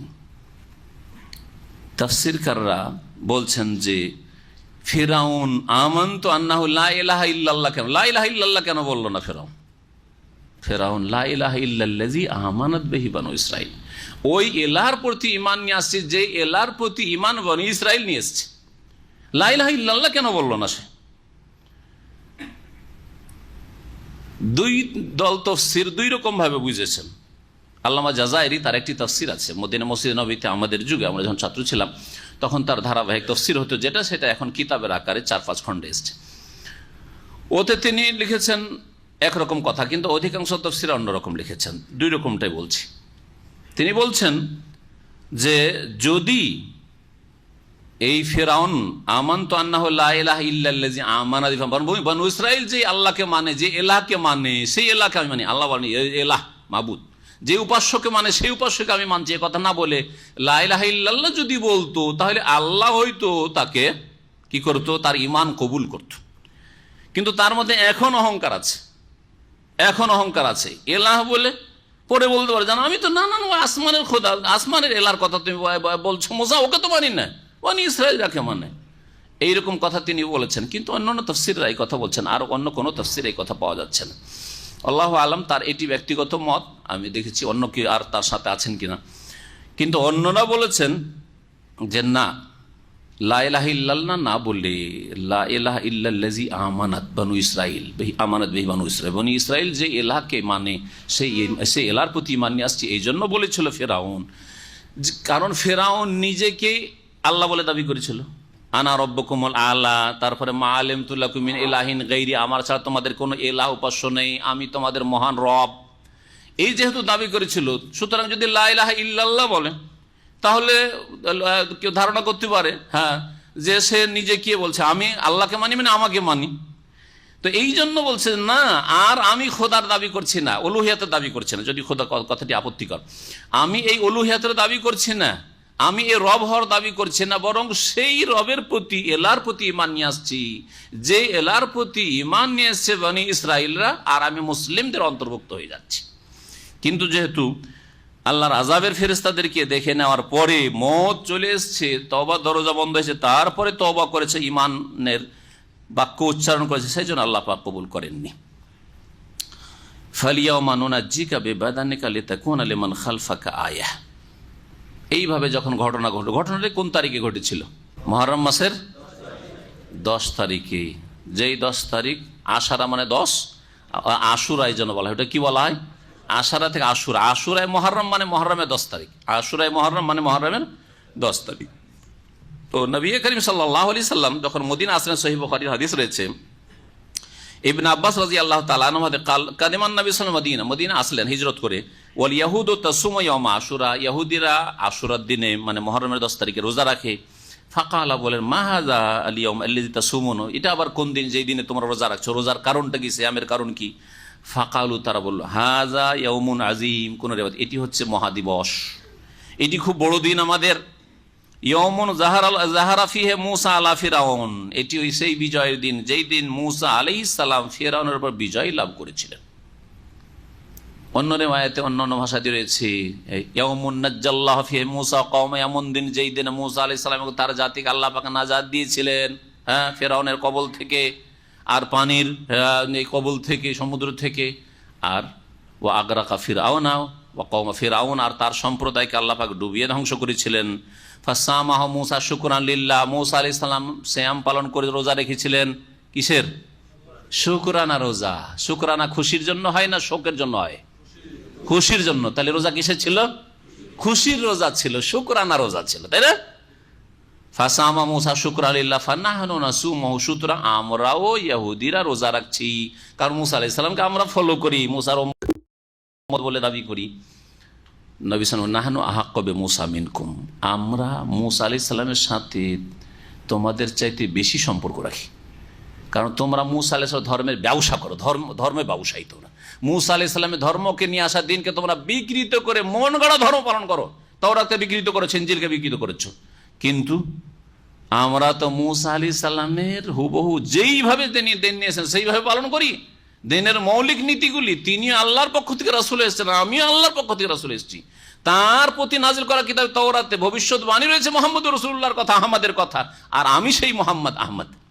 সুতরাং আমার সম্পর্ক বা আমাদের সম্পর্ক মুসা আলাইহিস সালামের সাথে তোমাদের চাইতে বেশি। ফাসামাহু রাসূলুল্লাহ সাল্লাল্লাহু আলাইহি ওয়াসাল্লাম আমার বিসিয়ামি। সুতরাং রাসূলুল্লাহ সাল্লাল্লাহু আলাইহি ওয়াসাল্লাম নিজেও সিয়াম পালন করলেন আর এই সিয়ামের নির্দেশও দিলেন, রোজা রাখতে হুকুম দিলেন। তাহলে এই রোজা কিসের? শুকরানা রোজা, তাই না? শুকরানা রোজা। আর একটা রহস্য রয়েছে যে ইহুদিরা এটাকে ঈদের দিন, উৎসবের দিন মনে করত। ইহুদিদের বিরোধিতা করতে নবী সাল্লাল্লাহু আলাইহি ওয়াসাল্লাম বলেছেন, ইহুদিরা এটাকে ঈদের দিন মনে করে, আর আমাদের কাছে দ্বীনে ইসলামে ঈদের দিনে রোজা রাখা হারাম। ঈদুল ফিতর, ঈদুল আজহায় রোজা রাখা হারাম। 10ই মুহররমে যখন রোজা রাখছি, তার মানে ইহুদির মতো আমরা এটাকে উৎসবের দিন মনে করছি না, ইবাদত বন্দেগীর দিন মনে করছি। এটাও রহস্য রয়েছে।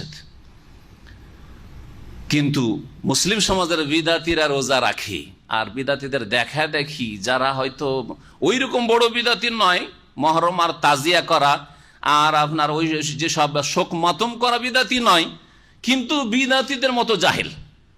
বিদাতিরা জাহেল, অথবা জানলেও তারা কোরআন হাদিস মানে না, আর এরা ওই বিদাতিদের মতো জাহেল, যার ফলে এরা অধিকাংশ লোকই যে আমাদের সমাজে রোজা রাখে মনে করে যে এটা কিসের রোজা, ওটা হচ্ছে নবী সাল্লাল্লাহু আলাইহি ওয়াসাল্লামের নাতি যেহেতু 10 মুহররমে শহীদ হয়েছেন সেজন্য রোজা রাখে।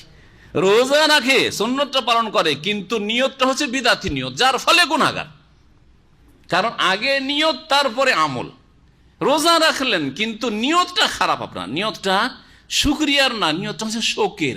নবীর নাতি যেহেতু শহীদ হয়েছেন, আর নবীর নাতি শহীদ হওয়ার যদি রোজা হয়, তা নবীর চাচা হামজা শহীদ হওয়ার রোজা নেই? হ্যাঁ, আর নবীর ইন্তেকালের রোজা নেই, ওমর শহীদ হওয়ার রোজা নেই, ওসমান শহীদ হওয়ার রোজা নেই, আরে হুসেনের বাপ আলী শহীদ হওয়ার রোজা নেই। ওগুলো রোজা কেন এলো না? ওইসব রোজা কোথায়? বুঝা গেছে? আর যারা শোক করে, মাতম করে, ওই সব বিদাতিদেরকে বলছে, তো ওদের কেন শোক মাতম করো না? যদি ইসলামের শোক মাতম করাই থাকে, তো হুসেনের চাইতে তার বাপ বেশি হক রাখে, কারণ নবীর কাছে নাতির চাইতে বেশি প্রিয় তা আলী, এবং ইমান আমলের দিক থেকে মর্যাদার দিক থেকে হোসেন হাসানের চাইতে তার বাপ বেশি মর্যাদা সম্পন্ন। এই উম্মতের চতুর্থ ব্যক্তি রাসূলুল্লাহ সাল্লাল্লাহু আলাইহি ওয়াসাল্লামের পরে, এতে কোনো সন্দেহ আছে কি? আবু বকর, ওমর, ওসমান, তারপরে আলী, তিনি তো শহীদ হয়েছেন। আল্লাহ পাক যেন বুঝার তৌফিক দান করেন, আর নিয়তটা ঠিক করার তৌফিক দান করে। ইন্নামাল আমালু বিন্নিয়াত। আল্লাহ পাক রব্বুল আলামিন তারপরে ইরশাদ করছেন যে ফালিয়াউমা, আজকে নুনাজ্জিকা বিবাদানিকা লিতাকুনা লিমান খালফাকা আয়াত, তোমার দেহকে আমি সুরক্ষিত করব। আল্লাহ বলছেন ফেরাউনকে সম্বোধন, আল্লাহ বলছেন আজকে তোমার দেহকে আমি সুরক্ষিত করব, যাতে করে তুমি তোমার পরবর্তী লোকদের জন্য নিদর্শন হতে পারো, শিক্ষার বিষয় হতে পারো, শিক্ষার বস্তুতে পরিণত হইতে পারো। কেন আল্লাহ করলেন এটা? যখন এই ঘটনাটি ঘটে গেল, হ্যাঁ, ফেরাউন ধ্বংস হইল, ফেরাউনের সেনাবাহিনী ধ্বংস হলো, সেই সময় অনেক বনি ইসরায়েলরা সন্দেহ পড়ে গেল, কারণ বনি ইসরায়েল তো আগে পার হয়ে চলে এসছে, ওরা তার চোখের সামনে দেখেন যে ফেরাউন ডুবলো, চলে এসছে আগে পার হয়ে। বনি ইসরায়েলের ভিতরে এখন আতঙ্ক ঢুকে আছে, আর সন্দেহ ঢুকে আছে যে কি জানি মুসা আলাইহিস সালাম বলছেন যে ফেরাউন ধ্বংস হয়েছে, ডুবে, কি জানি কোথাও যদি আবার ফেরাউন বেঁচে থাকে। এমন জুলম অত্যাচার চালিয়েছে এই জালেম, যে জালেমের নাম শুনলে ভয় লাগে, এই ভয় ঢুকে আছে। হয় না? হয় না? আর ছোট কালে আমাদের ছোট বাচ্চাদেরকে চুপ কান্না করলে চুপ করাবার জন্য আমাদের আঞ্চলিক ভাষায় বাঘবুড়ির ভয় দেখাইত। বাঘবুড়ি, নেকড়া নেকড়া নেকড়া নেকড়ার ভয় দেখাইত। জীবনে নেকড়া দেখুনি, কিন্তু এই ভয় চুপ, যতই কান্না করুক বাচ্চা। বোঝা গেছে? ছেলে ধরার ভয় দেখাইতো, ছেলে ধরা জীবনে দেখিও নি, ছেলে ধরা হতে পারে ছিল হয়তো, কিন্তু কথা হচ্ছে যে এই সব ভয় দেখাইতো। তো মানুষের মধ্যে একটা আতঙ্ক থাকে কোনো কিছুর, তো এইরকম আতঙ্ক কাজ করছিল বনি ইসরায়েলের মধ্যে, আর সন্দেহ পড়েছিল কি জানি ধ্বংস, জালেম ধ্বংস হইলো কি হইলো না, আবার ধরবে হয়তো এদিকে এসে আমাদেরকে। আল্লাহ রাব্বুল আলামিন তখন ওদেরকে দেখিয়ে দেওয়ার জন্য করলেন কি, সমুদ্রের কিনারাতে এই ফেরাউনের লাশকে লাগিয়ে দিলাম। বনি ইসরায়েল সচক্ষে দেখে তারপরে বিশ্বাস করলো যে হ্যাঁ, ফেরাউনকে তোরা চিনত, ফেরাউনকে তারা চিনত যে এটাই ফেরাউন, আর ফেরাউনের দেহ সুরক্ষিত আছে, যে এই ফেরাউন এই জুলুম অত্যাচার করতো, এর গোলামি করেছে, আমাদের মহিলাকে দাসী বানিয়ে এই জালেম রেখেছিল। আর এই জালেমের যারা দেশের প্রধান ছিল, আর এদের বংশধর কিপ্তি ছিল, এরাই আমাদের বড় বড় জুলুম অত্যাচার করেছে, পুরুষদেরকে খুন করেছে, ছেলেদেরকে, ছেলে সন্তানকে খুন করেছে, আর মেয়েদেরকে দাসী বানিয়েছে। তখন তাদের বিশ্বাস হয়। বর্তমানে যে বলা হচ্ছে যে মিশরের জাদুঘরে, মিউজিয়ামে ফেরাউনের লাশ আছে, এটা হতে পারে, এটা হতে পারে। নিশ্চিত কি করে যে এটাই ফেরাউনের লাশ? ফেরাউনকে কি দেখেছে কি করে ওই যুগে যে এটাই ফেরাউনের লাশ? সুতরাং জাদুঘরওয়ালারা যদি ফেরাউনের নামে আর কোনো লাশ রেখে দিয়ে এটাই ফেরাউনের লাশ করে, তো আপনার আমার বোঝার কিছু আছে নাকি? এই কথা কেউ কোনোদিন শোনায়নি, শুধু হুচুকে শুনছেন যে ফেরাউনের লাশ তো আছে মিশরের জাদুঘরে। কিন্তু এই যে সময়টা মুসা আলাইহিস সালামের যুগ থেকে আজ পর্যন্ত, ফেরাউনের ধ্বংস থেকে শুরু করে, আপনার কাছে এই নিশ্চয়তা কি? কোরআনে কি বলা হয়েছে মিশরের জাদুঘরে যেটা আছে ওইটা হচ্ছে ফেরাউনের লাশ? এ কথা কোরআনে বলা হয়নি। বুঝতে পেরেছেন কথা? জি হ্যাঁ, আল্লাহ পাক দেখিয়ে দিয়েছেন বনি ইসরাইলদেরকে যে এই যে ফেরাউনের লাশ দেখো মারা গেছে, এই কথা এখানে কোরআনে বলা আছে, এর বেশি বলা হয়নি। ফালিয়াউমা নুনাজ্জিকা বিবাদনিকা লিতাকুনা লিমান খালফাকা আয়া। তবে আমি অস্বীকার করতে বলছি না, আর অস্বীকার করছি না, হতে পারে। তাফসীরকাররা এইভাবে যারা কোরআন সুন্নাহর তাফসীর করেছে তাই হয়ে লিখেছেন, হতে পারে যে এটা ফেরাউনের লাশ, আবার নাও হইতে পারে। ওয়া ইন্না কাসীরাম মিনান নাস আন আয়াতিনা লাগাফিলুন। আর নিঃসন্দেহে অধিকাংশ মানুষ আমার নিদর্শনাবলী থেকে অনবহিত হয়ে রয়েছে, উদাসীন হয়ে রয়েছে। ওয়ালাকাদ বাওয়ানা বনি ইসরাঈল মাওয়াসিদিন। বনি ইসরাইল এখন নিরাপদ স্থানে চলে গেল, তিহের মাঠে। আর ওই বড় জালেম নেই, ধ্বংস হয়ে গেছে। বড় জালেমের সেনাবাহিনীর তাও ধ্বংস হয়ে গেছে। আল্লাহ পাক রব্বুল আলামিন এখন ওদেরকে মর্যাদা দান করে, মর্যাদার কথা উল্লেখ করেছেন, বড় উঁচু মর্যাদা দান করলেন, ওদেরকে পবিত্র রিজিক দান করলেন। সামনে যখন খোলা মাঠে নতুন জায়গায় যদি খালি হাতে মানুষ পৌঁছে, কি খাবে, কোথায় বাস করবে, কত রকমের মানুষের প্রয়োজন, খাদ্যের প্রয়োজন, পানীয়র প্রয়োজন, তারপরে আপনার রৌদ্র থেকে, বৃষ্টি থেকে বাঁচার জন্য তার ব্যবস্থার প্রয়োজন, ঘরবাড়ির প্রয়োজন, এতগুলি প্রয়োজন, এছাড়া বহু প্রয়োজন, বস্ত্রের প্রয়োজন, বহু প্রয়োজন রয়েছে। আল্লাহ পাক বলছে তাদের সম্পর্কে, ওয়ালাকাদ বাওয়ানা বনি ইসরাঈল। আর নিঃসন্দেহে আমি বাসস্থান দান করেছেন বনি ইসরাঈলকে, মুবাওয়াসিদিন। বড় ওয়ালাকাদ বাওয়ানা বনি ইসরাঈল। আর নিঃসন্দেহে আমি বাসস্থান দান করেছিলাম বনি ইসরাঈলকে, মুবাওয়াসিদিন। মুবাওয়াসিদিন মানে মাকামা সিদকিন। সিদক মানে এখানে যেমন এর আগে তফসিরে অন্য জায়গায় বলছে মাকআদে সিদকিন এসছে, মানে উচ্চ মর্যাদায়। উচ্চ মর্যাদায় এদেরকে আমি অধিষ্ঠিত করেছিলাম বা প্রতিষ্ঠিত করেছিলাম। এখানে বনি ইসরায়েলকে আমি প্রতিষ্ঠিত করেছিলাম উচ্চ মর্যাদায়, এই অর্থ করেন, ভাব অর্থ। বনি ইসরায়েলকে আমি উচ্চ মর্যাদায় প্রতিষ্ঠিত করেছিলাম। ওয়ারাযাকনাহুম মিনাত তাইয়্যিবাত। এবং তাদেরকে পবিত্র পবিত্র সুন্দর সুন্দর রিজিক দান করেছিলাম। পবিত্র, প্রথম পবিত্র রিজিক হওয়ার জন্য শর্ত হচ্ছে হালাল রিজিক, হালাল। আর তারপর রুচিকর খাদ্য, সম্মানজনক খাদ্য পানীয়, সুখের জীবন, যেগুলি শরীর স্বাস্থ্যের জন্য ক্ষতি করে না, এগুলো হচ্ছে তাইয়্যিবাত, পরিবেশের জন্য ক্ষতি করে না। আল্লাহ পাক রব্বুল আলামিন এসব দান করেছিলেন। বললেন আচ্ছা, এই কথাগুলি কোনখানকার জন্য? সমুদ্র থেকে নাজাত পাওয়ার পরে তিহের ময়দানের ঘটনা, নাকি তার পরবর্তীকালের ঘটনা? এই ক্ষেত্রে তাফসীরকারদের দুটি মত হতে পারে। প্রথম কথা এখান থেকে শুরু করা যাক, কারণ এই কথা বলা হয়নি যে অমুক জায়গায়, সুতরাং দুটোকে সামিল। তারা এই বনি ইসরাইল প্রথম তো গেলেন ওই ময়দানে, আর ওই ময়দানে যাওয়ার পরে আল্লাহ পাক রব্বুল তাদেরকে বললেন এখন তোমাদেরকে বাইতুল মুকাদ্দাস বিজয় করতে হবে। ওখানে জালেম শক্তি নেতৃত্ব দিচ্ছে, তাদের বিরুদ্ধে তোমাদের জিহাদ করতে হবে। ও জিহাদে আর রাজি হলো না, উড়তেই থাকলো 40 বছর ধরে ওই তিহের ময়দানে। কিন্তু ওই ময়দানে থাকাকালীন বহু নিয়ামত আল্লাহ দিয়েছেন, যে নিয়ামতগুলো সূরা বাকারাতে রয়েছে। সূরা বাকার আয়াত নম্বর 57-60 এই আয়াতগুলি পড়বেন। যে আয়াতগুলি তো রয়েছে যে ওয়াজাল্লালনা আলাইহিমুল গামাম, রৌদ্র থেকে বাঁচার জন্য আল্লাহ পাক কি করলেন? মেঘমালা দিয়ে ছায়ার ব্যবস্থা করলেন। ওয়ানজালনা আলাইহিমুল মান্না ওয়াস সালওয়ার, তাদের জন্য খাদ্যের জন্য মান্না এবং সালওয়ার খাবার, একরকম ছোট ছোট পাখি, আর এক ধরনের হালুয়ার মতো। সকালবেলা ভোরে ভোরে চারিদিকে পড়ে আছে, পাখির অভাব নেই আর ওই হালুয়ার অভাব নেই। এই খাদ্য আল্লাহ পাক, ফ্রির খাদ্য, কোনো মেহনত করতে হয় না, খাবার আল্লাহ দিলেন। ওইদিকে রৌদ্র থেকে বাঁচার জন্য ব্যবস্থা, খাদ্যের ব্যবস্থা। আর পানি লাগবে, পানি কোথায়? আল্লাহ বললেন যে মুসা পানি লাগবে তো পাথরে মারো, আর পাথরে 12টা বাড়ি মারো, আর 12টা ঝর্ণা প্রবাহিত হয়। 12 বংশের জন্য 12টি ঝর্ণা। ওয়াকাত্তানাহুম ইসনাতে আশারাত আসবাতান, অন্য জায়গায় রয়েছে যে ইসনাতে আশারা আইনান, হ্যাঁ, ঝর্ণাধারা আল্লাহ পাক প্রবাহিত করে দিল তাদের জন্য 12টি, সেখান থেকে পানি, তাজা পানি, কত ফ্রেশ পানি তাদের জন্য আল্লাহ পাক ব্যবস্থা করে দিলেন। এসব নিয়ামত আল্লাহ দিলেন, এগুলি রাযাকনাহুম মিনাত তাইয়্যিবাত, এবং মর্যাদা সম্পন্ন জীবন প্রতিষ্ঠিত করলেন আল্লাহ রাব্বুল বললেন তাদেরকে। একামতের দিন মানে যদি ক্ষমতা দখল করা হইতো তো মূসা আলাইহিস সালাম দ্রুত আবার সেই লোহিত সাগর পার করে মিশরে যেতেন, আর যাওয়ার পরে মিশরের গদিতে বসতেন না? পার্লামেন্ট দখল করতেন না? করেছেন? কোন আয়াতে প্রমাণ আছে মিশরে ঘুরে গেছেন? হ্যাঁ, কোন একটি হাদিসে প্রমাণ আছে যে মূসা আলাইহিস সালাম ফিরে গেছেন? তাহলে মূসা আলাইহিস সালাম তার দিন প্রতিষ্ঠা একামতের দিনে সাকসেস নন, তাহলে নাউজুবিল্লাহ তাদের কাছে। যারা একামতের দিন মানে রাষ্ট্রীয় ক্ষমতা দখল করা বুঝায়, মূসা আলাইহিস সালাম তাদের কাছে কি অসম্পূর্ণ ধর্ম পালন করে গেলেন, হ্যাঁ, বৈরাগ্যের ধর্ম পালন করে গেলেন, আসলে একামতের দিনই করলেন না। নামাজ পড়ে একামতের দিন হইল না, রোজা রেখে একামতের দিন হইল না, আর দিনের খেদমত করে একামতের দিন হইল না, সৎ আমল করে একামতের দিন হল। একামতের দিন মানে ক্ষমতা হাতে পেতে হবে, ওরা ভোগ বিলাস করছে, আমাদের ছেলে মেয়েকে ভোগ বিলাস করতে হবে। আউযুবিল্লাহ, এই ব্যাখ্যা একবার মিথ্যা ব্যাখ্যা।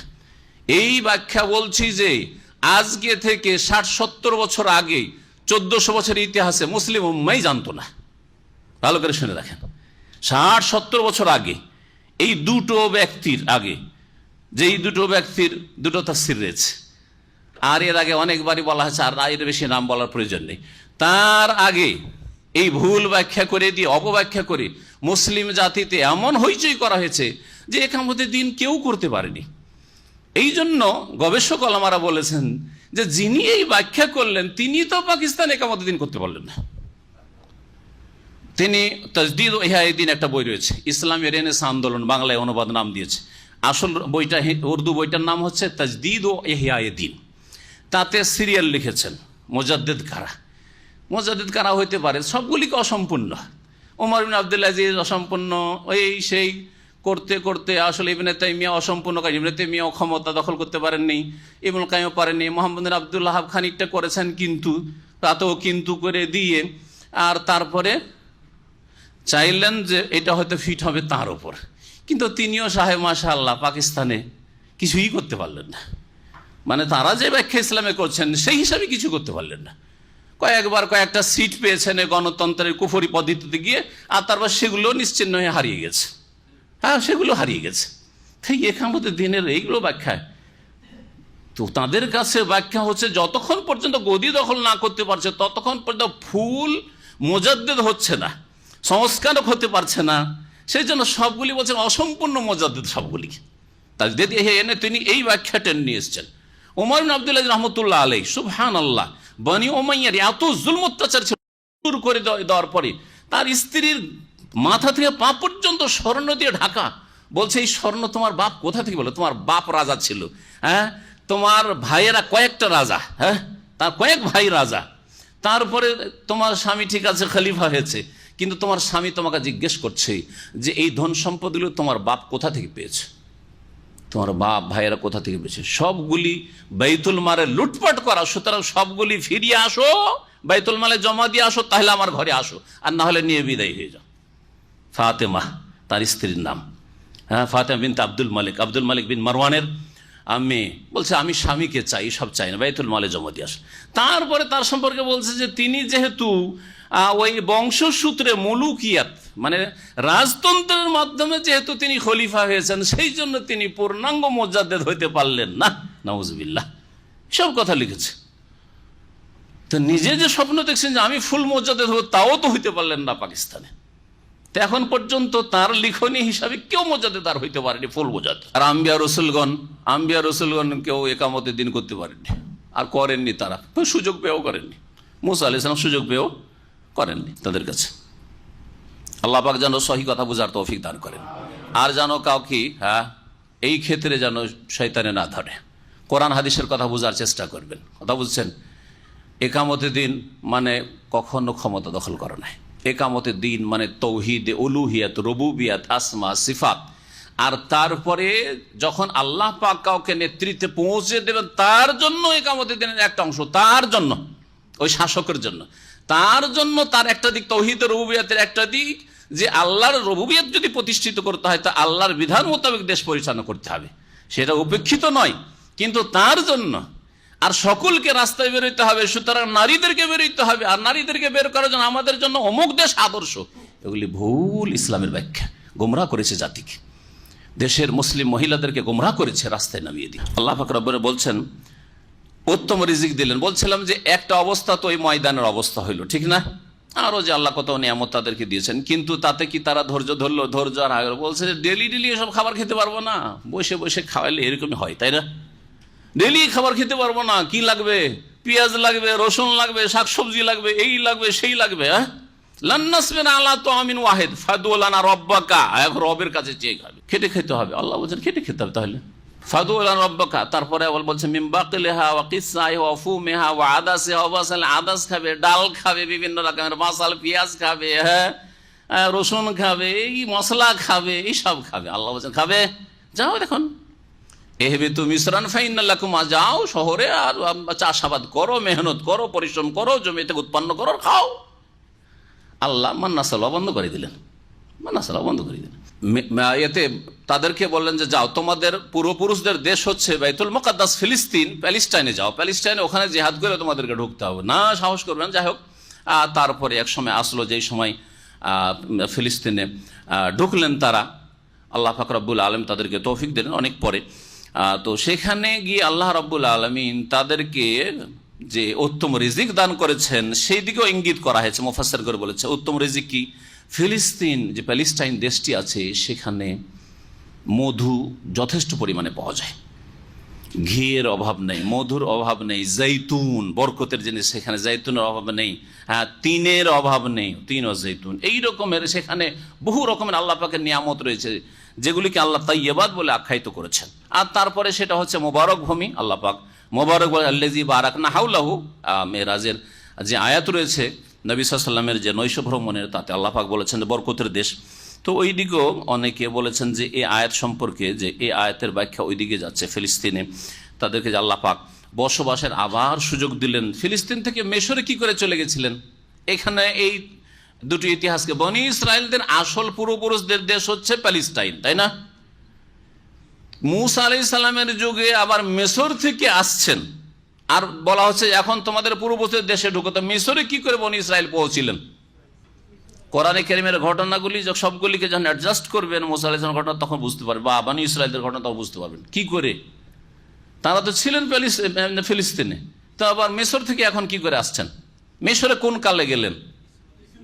ইউসুফ আলাইহিস সালাম মিশরের শাসক হলেন, ইউসুফের ঘর সূরা এসে পড়েছেন, তখন এই যে 11 ভাই চলে গেল না, 11 ভাই বাপ সহ, ওখানে ওই জামানা থেকে মিশরে তারা কাটাচ্ছিল। আর যুগের আবর্তন বিবর্তন, ইউসুফ আলাইহিস সালাম ইন্তেকালের পরে একটা সময় এমন আসলে ফেরাউনের জালেম শাসক আসলো, আর তখন তাদের জুলম অত্যাচার শুরু হলো। তো একটি জাতির যে উত্থান পতন হয়, এই ইতিহাসগুলি প্রমাণ করে। একটি জাতি সবসময় গোলামীর জীবন কাটে, আর সবসময় যে নেতৃত্বে থাকবে, সুখে থাকবে, তাও থাকবে না, এসব কথা প্রমাণিত হয়। আল্লাহ পাক তারপরে বলছেন ফামাখতালাফু হাত্তা জাআহুমুল ইলম, তারা অতদিন পর্যন্ত মতবিরোধ করেনি যতক্ষণ পর্যন্ত তাদের কাছে সঠিক জ্ঞান না এসেছে। সঠিক জ্ঞান আসার পরে তারা দ্বিমত করা শুরু করেছে। এতে আবার কি বোঝানো হয়েছে? এতে বোঝানো হয়েছে যে বনি ইসরায়েলরা সকলে একমত ছিল, ইহুদি খ্রিস্টান সকলে একমত ছিল যে শেষ নবী একজন আসবেন, আর সকলেই এই প্রতীক্ষাই ছিল বড় আবেগের সাথে যে কখন আসবে যে তাকে মানব, আর কখন আসবে যে তার নেতৃত্বে তাকে সাথে নিয়ে আমরা জিহাদ ফি সাবিলিল্লাহ করব, দিনের কাজ করব ইত্যাদি। কিন্তু তাদের বড়ই স্বপ্ন ছিল জাতীয়তাবাদী স্বপ্ন, বুঝছেন না? জাতীয়তাবাদ যে কোনো জাতিকে ধ্বংস করেছে, এখানে এই শিক্ষা পাওয়া যায়। তাদের স্বপ্ন ছিল যে সেই শেষ নবীটা আমাদের বংশে ইসরাইল গোত্রে আসবে। ইসমাইলের বংশে কেন আসবে এই কল্পনাও করতে পারেনি। কিন্তু আল্লাহ পাক যে তার গায়েবে মনোনীত করে রেখেছেন মুহাম্মদ রাসূলুল্লাহকে ইসমাইল বংশে, ইয়াকুব আলাইহিস সালামের বংশে, ইসরাইল বংশে নয়, ইসহাকের বংশে নয়, এটা আর বরদাস্ত হইল না। এত অপেক্ষা করার পরে যখন জানতে পারলো যে আরে মুহাম্মদ নামে যে এসছে, আর ইহুদিরা যেহেতু পড়াশোনা লোক ছিল, তারা তাওরাত সম্পর্কে জ্ঞান রাখতো, বুঝতেও পেরেছে, চিনতেও পেরেছিল, ইয়ারিফুনাহু কামা ইয়ারিফুনা আবনাহুম, তারা নবীকে চিনেছিল যেমন ভাবে তারা নিজের ছেলে মেয়েদেরকে চিনত। বুঝছেন না? তারপরও তারা কেন মানেনি? কুফফারান হাসাদান, অস্বীকার করেছিল হিংসা করে। আরে নিজের বংশে আসলো না, নিজের জাতিতে আসলো না, নিজের গোত্রে আসলো না, নিজের জাতির হইল না, অন্য জাতির হয়ে গেল, কি করে মানে ওদের কাছে ছোট হয়ে যাবো? এতদিন আমাদের বংশে নবুয়ত রিসালাত থাকলো, এখন অন্য বংশে চলে যাবে। এই জাতীয়তা তাদেরকে খেয়ে ফেললো, ধ্বংস করে, দুনিয়া আখেরা ধ্বংস করে দিল ইহুদিদের। তো আল্লাহ পাক ওখানে এই কথা বলছেন, তাদের কাছে সঠিক জ্ঞান আসার পরে তারা দ্বিমত শুরু, মানে সঠিক জ্ঞান মানে কোরআন, কোরআন যখন নাজিল হওয়া শুরু হলো তখন না না নেই মোহাম্মদকে শেষ নবী মানবো, না না মানবো না। তখন একদল মানলো, একদল মানলো না, এই দুই দল হয়ে গেল। ইন্না রাব্বাকা ইয়াকযী বাইনাহুম ইয়াওমাল কিয়ামাহ, হে নবী তোমার প্রতিপালক নিঃসন্দেহে তাদের মাঝে চূড়ান্ত ফয়সালা করবেন, বিচার করবেন কিয়ামতের দিনে। ফীমা কানু ফীহি ইখতালিফুন, ওই সব বিষয় যে বিষয়ে তারা দ্বিমত করেছিল। ফাইন কুনতা ফী শাক্কিম মিম্মা আনজালনা ইলাইক, হে নবী তুমি যদি সন্দিহান থাকো ওই বিষয়ে যা তোমার প্রতি নাজিল করেছি, অর্থাৎ কোরআনে কারীম সম্পর্কে তোমার সন্দেহ থাকে যে এটা আল্লাহর তরফ থেকে আল্লাহর বাণী না আর কিছু, এই সন্দেহ। তো নবীর কি সন্দেহ ছিল নাকি? নবীর সন্দেহ ছিল? নবীর কাছে সকাল বিকাল ওহী নাযিল হচ্ছে, জিবরাইল আসছে, আর নবী সাল্লাল্লাহু আলাইহি ওয়াসাল্লামের সন্দেহ ছিল? তাহলে এখানে নবী করিম সাল্লাল্লাহু আলাইহি ওয়াসাল্লামকে সম্বোধন করা হলো, উদ্দেশ্য হচ্ছে নবীর জাতিকে বলা, নবীর জাতিকে বলা মক্কার কাফের মুশরিকদেরকে, অর্থাৎ এ নবী এদের যদি সন্দেহ হয় তাহলে জিজ্ঞেস করে নি জ্ঞানীদেরকে, তাওরাতের জ্ঞান যাদের কাছে আছে, তাওরাতের পণ্ডিত, ইনজিলের পণ্ডিত, আর ওই সব কিতাবে মুহাম্মদ সাল্লাল্লাহু আলাইহি ওয়াসাল্লামের কথা রয়েছে, আর আরও যেসব ভবিষ্যৎবাণী রয়েছে শেষ নবী সম্পর্কে, শেষ নবীর উম্মত সম্পর্কে, সেগুলি দেখে নি। আল্লাহ পাক বলছেন, হে নবী তুমি যদি সন্দেহান, মানে তোমার জাতি যদি সন্দেহান থাকে, ফিম্মা ওই কিতাব সম্পর্কে, কোরআন সম্পর্কে যা তোমার প্রতি নাজিল করেছি, ফাসআলিল্লাযিনা ইয়াকরাউনা আল কিতাব, তো জিজ্ঞেস করো ওই সব লোকদেরকে যারা কিতাব আল কিতাব পড়ে, মানে তাওরাত ইনজিল যারা পড়ে। এখানে আল কিতাব মানে আগের কিতাব, তাওরাত ইনজিল বোঝানো, মিন কাবলিকা তোমার পূর্বে, যারা তোমার পূর্বে কিতাব পড়েছে, আল কিতাব মানে তাওরাত ইনজিল পড়েছে, তাদেরকে জিজ্ঞেস করুক, ইহুদি নাসারাদের, ওলামাদের, লাকাদ জাআকাল হাক্কু মির রাব্বিকা, তোমার প্রতিপালকের পক্ষ থেকে নিঃসন্দেহে সত্য আগত হয়েছে, ফালা তাকুনান্না মিনাল মুমতারিন, সুতরাং তুমি সন্দেহকারীদের অন্তর্ভুক্ত হইও না। ওয়ালা তাকুনান্না মিনাল্লাযিনা কাযযাবু বিআয়াতিল্লাহ, এবং তুমি ওদের অন্তর্ভুক্ত হইও না যারা আল্লাহর আয়াতগুলিকে অস্বীকার করেছে। ফাতাকুনা মিনাল খাসিরিন, না হলে তুমি ক্ষতিগ্রস্তদের দলে শামিল হবে। ইন্নাল্লাযিনা হাক্কাত আলাইহিম কালিমাতু রাব্বিকা লা ইউমিনুন, নিঃসন্দেহে ওই সব লোকেরা যাদের ওপর তোমার প্রতিপালকের বাণীর বাস্তবায়ন হয়েছে, প্রতিপালকের আযাবের শাস্তির বাণী যে রয়েছে এর বাস্তবায়ন হয়েছে, মানে আল্লাহ যা বলেছেন তা তাদের ওপর অবশ্যই হবে, যে এরা ঈমান নিয়ে আসবে না, এদের জন্য আযাব রয়েছে। লা ইউমিনুন, ওরা ঈমান নিয়ে আসবে না, ঈমান নিয়ে আসবে না। তো আল্লাহ বলে দিয়েছেন বা আল্লাহ লাউহে মাহফুজে লিখে দিয়েছেন, সেজন্য ঈমান নিয়ে আসেনি, জান্নাত তারা ঈমান নিয়ে আসবে না এই কথা আল্লাহ জানেন, সেজন্য লিখেছেন।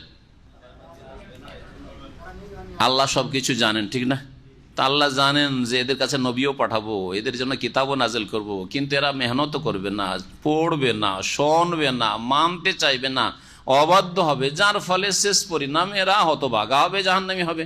আল্লাহর শেষ রেজাল্টটা লিখে রেখেছে, ওয়ালাউ জাআতহুম কুল্লু আয়াতিন হাত্তা ইয়ারাউল আযাব আল আলীম, যদিও তাদের কাছে সব রকমের নিদর্শন আসে, হাত্তা ইয়ারাউল আযাব আল আলীম, মর্মান্তিক শাস্তি দেখা পর্যন্ত, তারপরও তারা ঈমান নিয়ে আসবে না।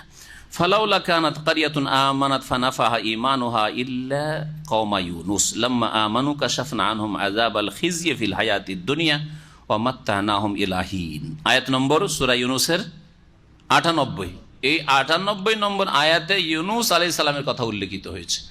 এই আয়াতে যে ইউনূস আলাইহিস সালামের কথা উল্লেখ করা হয়েছে, সেই জন্য এই সূরার নাম হচ্ছে সূরা ইউনূস, নামকরণ হয়েছে এই আয়াতের জন্য, বা এই আয়াতে ইউনূস আলাইহিস সালামের কথা যে উল্লেখ করা হয়েছে জন্য। আল্লাহ পাক বলছেন এই আয়াতে যে এমন কোন জাতি পৃথিবীতে আসেনি যেই জাতি আযাব দেখে নিয়েছে, আল্লাহর দুনিয়ার আযাব, আসমানি বা জমিনি আযাব তাদের ধ্বংসের, আর তারপরে সে আযাব শাস্তি দেখে নেওয়ার পরে যদি তওবা করে তো তাদের তওবা কবুল হয়েছে, এমন কোন জাতি পৃথিবীতে আসেনি। কারণ তখন কি হয়, তওবা দরজা বন্ধ হয়ে যায়। একমাত্র ব্যতিক্রম হচ্ছে, স্বতন্ত্র বিষয় হচ্ছে ইউনূস আলাইহিস সালামের জাতির কথা। তো ইউনূস আলাইহিস সালামের জাতিকে আল্লাহ পাক তার বিশেষ রহমতে, বা তাদের আল্লাহ পাক অন্তর্যামী মানুষের, তাদের অন্তর অবস্থা দেখেছেন, আল্লাহ পাক রব্বুল আলামিন তাদেরকে এই মর্যাদা দান করেছেন যে তাদের তওবা আল্লাহ কবুল করেছেন। এই বিষয়টি এখানে আল্লাহ পাক উল্লেখ করেছেন। মানুষের মৌতের সাথে দরজা বন্ধ হয়ে যায় কিসের? সংশোধনের তওবার দরজা বন্ধ হয়ে যায়। আর দরজা বন্ধ হবে সারা পৃথিবীর সমস্ত মানুষের সামনে যখন কিয়ামত চলে আসে, পশ্চিম দিক থেকে সূর্য উঠে যাবে। এই দুটো হচ্ছে তওবার দরজা যে বন্ধ হয়ে যাবে। ফালাউলা কানাত কারিয়াতুন আমানাত, লাউলা শব্দটি আরবি গ্রামারে হারফে তাহদিজ, উৎসাহিত করার জন্য বলা হয়। ফালাউলা কানাত কারিয়া, কোন জনপদ এমন কেন হয়নি যে ঈমান নিয়ে আসতো? আমানাত, জনপদ ঈমান নিয়ে আসতো। জনপদ কি করে ঈমান নিয়ে আসবে? মানে একটি গ্রাম, একটি অঞ্চল, একটি দেশ। তো জনপদ বলতে কি বোঝানো হয়? জনপদের অধিবাসী বোঝানো হয়। আমরাও নিজের বাকভঙ্গিমায় অলংকার পূর্ণ কথাই ব্যবহার করে থাকি। হ্যাঁ, এই গ্রামটি খুব খারাপ, বলি না, এই এলাকাটা খুব খারাপ, হ্যাঁ, এই রাস্তা খুব খারাপ, এখানে কিন্তু চুরি ডাকাতি হয়। তো রাস্তা চুরি ডাকাতি করে নাকি? হ্যাঁ, এই এলাকার লোকেরা, তাই না? তো ওই রকমই এখানে বলে ফালাউলা কানাত কারিয়া আহলো কারিয়া। আহল শব্দটি এখানে উজ্জ্ব রয়েছে, তাহলে অর্থ আপনার আসল রূপে চলে আসবে। এমন কোন জনপদের অধিবাসী কেন হয়নি আমানাত, যারা ঈমান নিয়ে আসতো, ফানাফাহা ঈমানুহা, এমন সময় ঈমান নিয়ে আসতো যে তাদের ঈমানটা তাদের কাজে আসতো, এই সময় ঈমান নিয়ে আসতে হইতো। কিন্তু যদি এই ঈমানটা এমন সময় নিয়ে আসে যখন আর ঈমান কাজে আসে না। অন্য আরেকটি আয়াত আল্লাহ পাক উল্লেখ করেছেন, কখন এটা আসেন, সূরা মুমিনে রয়েছে আয়াতটি, যে যখন মানুষের মৃত্যুর সময় চলে আসে, লা ইয়ানফাউ নাফসুন ঈমানহা লাম তাকুন আমানাত মিন ক্বাবলু আও কাসাবাত ফি ঈমানে খায়রা। এখন পর্যন্ত ঈমান নিয়ে আসেনি, আর যদি মওতের লক্ষণ দেখে নেওয়ার পর ঈমান নিয়ে আসে তাহলে তাদের ঈমান কাজে আসে না। ইল্লা কওমা ইউনুস, তবে ইউনুস আলাইহিস সালামের জাতি, ইউনুস আলাইহিস সালামের জাতি ধ্বংসের লক্ষণ দেখে নেওয়ার পরে তারা যখন তওবা করলো খালেস অন্তরে, লাম্মা আমানু, যখন তারা ঈমান নিয়ে এসেছিল, কাশাফনা আনহুম আযাব আল খিজিয়া ফিল হায়াতিদ দুনিয়া, তাদের থেকে আমি দূরীভূত করে দিয়েছিলাম লাঞ্ছনাকর শাস্তিকে পার্থিব জগতে। ওমাত্তানাহুম ইলাহিন, আর নির্দিষ্ট কালের জন্য বা নির্ধারিত কালের জন্য তাদেরকে আমি ভোগের সামগ্রী দান করেছিলাম। কিছু কাল তাদেরকে দুনিয়াতে ভোগের সামগ্রী দান করেছিলাম। ইউনুস আলাইহিস সালামের ঘটনা সংক্ষেপে বললে বোঝেন। ইউনুস আলাইহিস সালামের দেশ ছিল ইরাকের মুসেল, আল মুসেল এলাকা। আল মুসেলের পাশে নিনওয়া নামক প্রাচীন যুগে একটি জনপদ ছিল বা গ্রাম ছিল, এলাকা। এখানে এই জাতিটা বসবাস করত। ইউনুস আলাইহিস সালামকে আল্লাহ পাক পাঠালেন নবী করে এই জাতির উদ্দেশ্যে। নিনওয়া ওর অধিবাসীদের জন্য, এরা মূর্তি পূজা করত, মুশরিক ছিল, আর বিভিন্ন পাপে তারা জড়িয়ে ছিল। যেন মুশরিকরা যে কোনো পাপ করতে পারে, যখন আল্লাহর প্রতি ঈমান দুর্বল হয়ে যায় তখন বিভিন্ন পাপ তখন মানুষ। ইউনুস আলাইহিস সালামের যুগটা সম্পর্কে মুফাসসির যারা গবেষক তারা বলেছেন যে এটা খ্রিস্টপূর্ব 800 বছর, অর্থাৎ ঈসা আলাইহিস সালামের যুগের 800 বছর পূর্বের ঘটনা। তাই এখন চলছে কত সাল? 2015 সাল, তার সাথে আরো 800 বছর লাগে, তাই না? 2800 বছর, যে কাছাকাছি 3000। ইউনুস আলাইহিস সালাম তাদেরকে দাওয়াত দিলেন, দাওয়াত দেওয়ার পরে তারা মানল না, বিরক্ত হয়ে পেরেশান হয়ে বললেন যে আল্লাহর আযাব তোমাদের উপর আসবে। কোন একটা দিনের কথা বললেন যে আল্লাহর আযাব খুব শিগগির তোমাদের উপর আসবে। আর তারপরে জাতির রাগ করে গ্রাম থেকে বেরিয়ে, আযাব যেহেতু চলে আসবে, আর আযাব আসে তার আগে নবীদেরকে এলাকা ছেড়ে বেরিয়ে যেতে হয়। বেরিয়ে পড়লেন তিনি। বেরিয়ে যাওয়ার পরে তিনি রাস্তা দিয়ে লোকজন যাতায়াত করে, কোনো এক জায়গায় ছিলেন, প্রতিদিন খোঁজ খবর নিতে থাকেন যে কি খবর, কি খবর, আমার জাতির কি খবর, আমার জাতির কি খবর। আযাব আসার যে দিনটা তিনি জানতেন বলেছিলেন, সেই দিন পার হয়ে চলে গেছে। জানতে পারলেন যে এমন একটা দিন ছিল যেই দিন আকাশ একবারে আল্লাহর আযাব দেখা দিয়েছে মেঘমালার মতো, আর তাদের আযাব আসবে। এইরকম অবস্থা বুঝতে পেরে জাতির লোকেরা, তারা নারী পুরুষ শিশু সবাই মিলে, এমনকি তাদের গবাদি পশু সবগুলোকে নিয়ে মাঠে গিয়ে আল্লাহর কাছে খুব কান্নাকাটি। এগুলো তাফসিরের কথা, করেন আয়াতে নেই, তাফসির মুফাসসিরিন বলেছেন তাফসিরে। তারা খুব কান্নাকাটি আল্লাহ পাকের কাছে করলো, খুব দোয়া করলো। আল্লাহ পাক তাদের তওবা কবুল করলেন আর তাদের আযাবকে দূর করে দিলেন। তারা সকলে ঈমান নিয়ে আসলো। জানতে পারলেন ইউনুস আলাইহিস সালাম, খবর নিতে থাকেন প্রতিদিন, যারা পথিক ওদের কাছ থেকে, যে অমুক গ্রামের কি খবর, বলছে তারা তো সব মুসলমান হয়ে গেছে, সব মুমিন হয়ে গেছে, সব ঈমান নিয়ে আসছে। তো ইউনুস আলাইহিস সালামের জন্য চলে আসাটা ভালো ছিল। আল্লাহ পাক এটা পছন্দ করেছে, যখন জাতি ঈমান নিয়ে আসে, যে উদ্দেশ্যে তুমি এসেছো, তুমি চলে আসো। ইউনুস আলাইহিস সালাম বললেন যে একটা কথা ওদেরকে বলেই দিয়েছি যে তোরা ধ্বংস হবি, আর আমি কি করে ওখানে যাবো? আর যাবো না, আমি ওই গ্রামে আর যাবো না। আসলেন না। তারপরে পানিপথে যে ঘটনা আপনারা জানেন, যে তিনি সওয়ার হইতে গেলেন কিন্তু বোঝা ভারী হয়ে গেল। যাই হোক, তাকে কোরাতে, যে লটারি করা হয়, কোরাতে তার নাম বারবার করে আসলে তিনি বলেন, দেখেন আমি আমার মনিবের বিনা হুকুমে এসছি, সুতরাং আমাকে ফেলে দেওয়া হোক। তিনি ঝাঁপ দিলেন আর তার মাছের পেটে চলে গেলেন, মাছের পেটে থাকলেন। মাছের পেট থেকে আল্লাহ পাক রব্বুল আলামিন তার দোয়া শুনলা, ইলাহা ইল্লা আনতা সুবহানাকা ইন্নী কুনতু মিনাজ জালিমিন, এই দোয়া করলেন। আল্লাহ পাক কোরআনে কারীমে ইরশাদ করেছেন একটি আয়াতে, ফালাউলা আন্নাহু কানা মিনাল মুসাব্বিহিন লালাবিসা ফি বাতনিহি ইলা ইয়াউমি ইউবাসুন। ইউনূস আলাইহিস সালাম যদি এই তাসবিহ, এই দোয়া আমার কাছে না করতো, তাহলে কিয়ামত পর্যন্ত মাছের পেটে থাকতো, মাছ হজমও করতো, আর মাছের পেটটাই তার জন্য কারাগার হয়ে যেত, মাছের পেটে কিয়ামত পর্যন্ত থেকে যেত। কিন্তু যখন তিনি দোয়া করলেন, আল্লাহ রাব্বুল আলামিন বলেন, ফানাজ্জাইনাহু মিনাল গাম্মি ওয়া কাযালিকা নুনজিল মুমিনিন, আমি তাকে তার দুশ্চিন্তা, শোক থেকে, কষ্ট থেকে আমি নাজাত দিলাম, মুক্ত করলাম। আর এইভাবে মুমিনরা যে কোনো সময় লা ইলাহা ইল্লা আনতা সুবহানাকা ইন্নী কুনতু মিনাজ জালিমিন দোয়া ইউনূস যদি পড়ে একগ্র চিত্তে, আল্লাহ অভিমুখী হয়ে, তাহলে আল্লাহ পাক রব্বুল আলামিন সকল মুমিনকে বালা মুসিবত দূর করে নাজাত দিতে পারেন, আল্লাহ পাক রব্বুল আলামিন সুখ দিতে পারেন। এটা শুধু ইউনূস আলাইহিস সালামের সাথে খাস না, এই কথা বলার জন্য আল্লাহ পাক ওয়া কাযালিকা নুনজিল মুমিনিন বলছেন আল্লাহ রাব্বুল আলামিন, ওয়ালাউ শা রাব্বুকা, হে নবী তোমার প্রতিপালক যদি চাইতেন, লা আমানা মান ফিল আরদি কুল্লুহুম জামিয়া, তাহলে পৃথিবীতে যত লোকের রয়েছে সকলে ঈমান নিয়ে আসতো।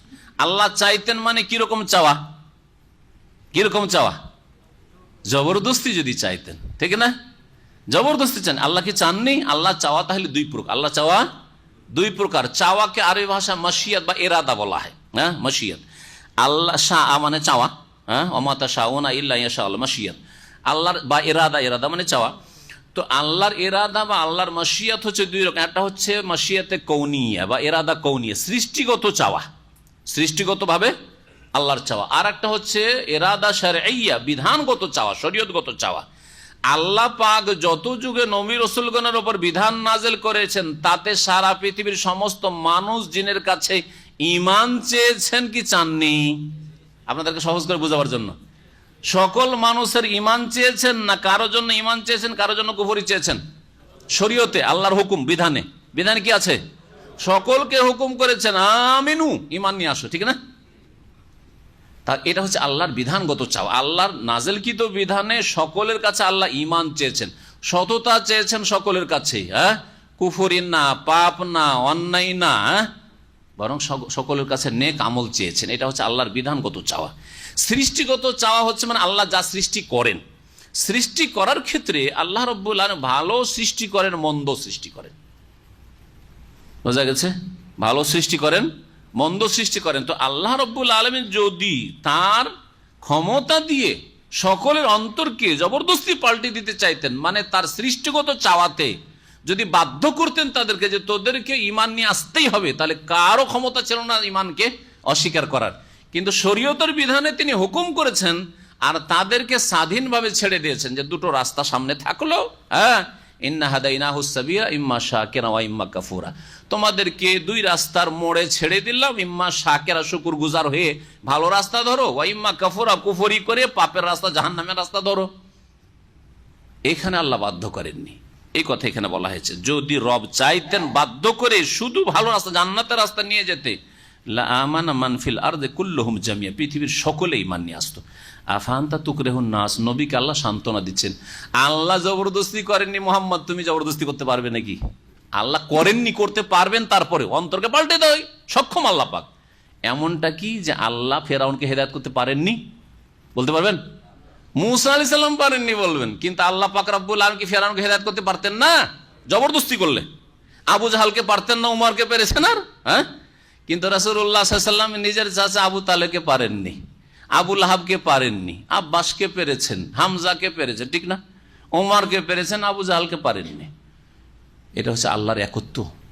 এই দিয়ে আল্লাহ প্রমাণ করে দিয়েছেন তৌহিদ আমার হক, হ্যাঁ, সর্বময় ক্ষমতার মালিক আমি একমাত্র আল্লাহ, আমার জন্য একত্ব রয়েছে, আমার সাথে আমার মোহাম্মদও শরিক না, আমার মুসাও শরিক না, ইব্রাহিমও শরিক না, তার বাপকে পারেনি, নূহও শরিক না, তার স্ত্রীকে পারেনি, ছেলেকে পারেনি, কিন্তু আমি ইচ্ছা করলে পারতাম। তো আল্লাহ পাক রব্বুল আলামিন বলছেন, আফা আনতা তুকরিহুন নাস, হে নবী তাহলে কি তুমি মানুষকে জবরদস্তি করবে হাত্তা ইয়াকুনু মুমিন, যাতে করে সকলে মুমিন হয়ে যায়? তোমার ক্ষমতা আছে? এটা তোমার ক্ষমতা না।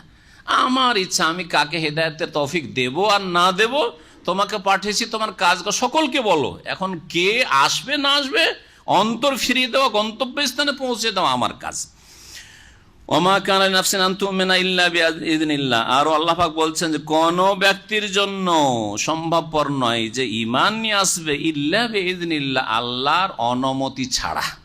আল্লাহর অনুমতি ছাড়া মানে আল্লাহর সৃষ্টিগত ইচ্ছা ছাড়া। সৃষ্টিগত আল্লাহর শরীয়তের অনুমতি নাই। একটা কাফের যদি বলে যে আল্লাহ আমাকে শরীয়তের নামাজ পড়ার অনুমতি দেয়নি, কথাটা ভুল না সত্য? হ্যাঁ, এটা বেনামাজি যদি বলে আল্লাহ আমাকে শরীয়তের নামাজ পড়ার অনুমতি দেয়নি, নামাজ পড়ার হুকুম করেছেন, অনুমতি দেয়নি মানে নামাজ ফরজ করেছেন আল্লাহ।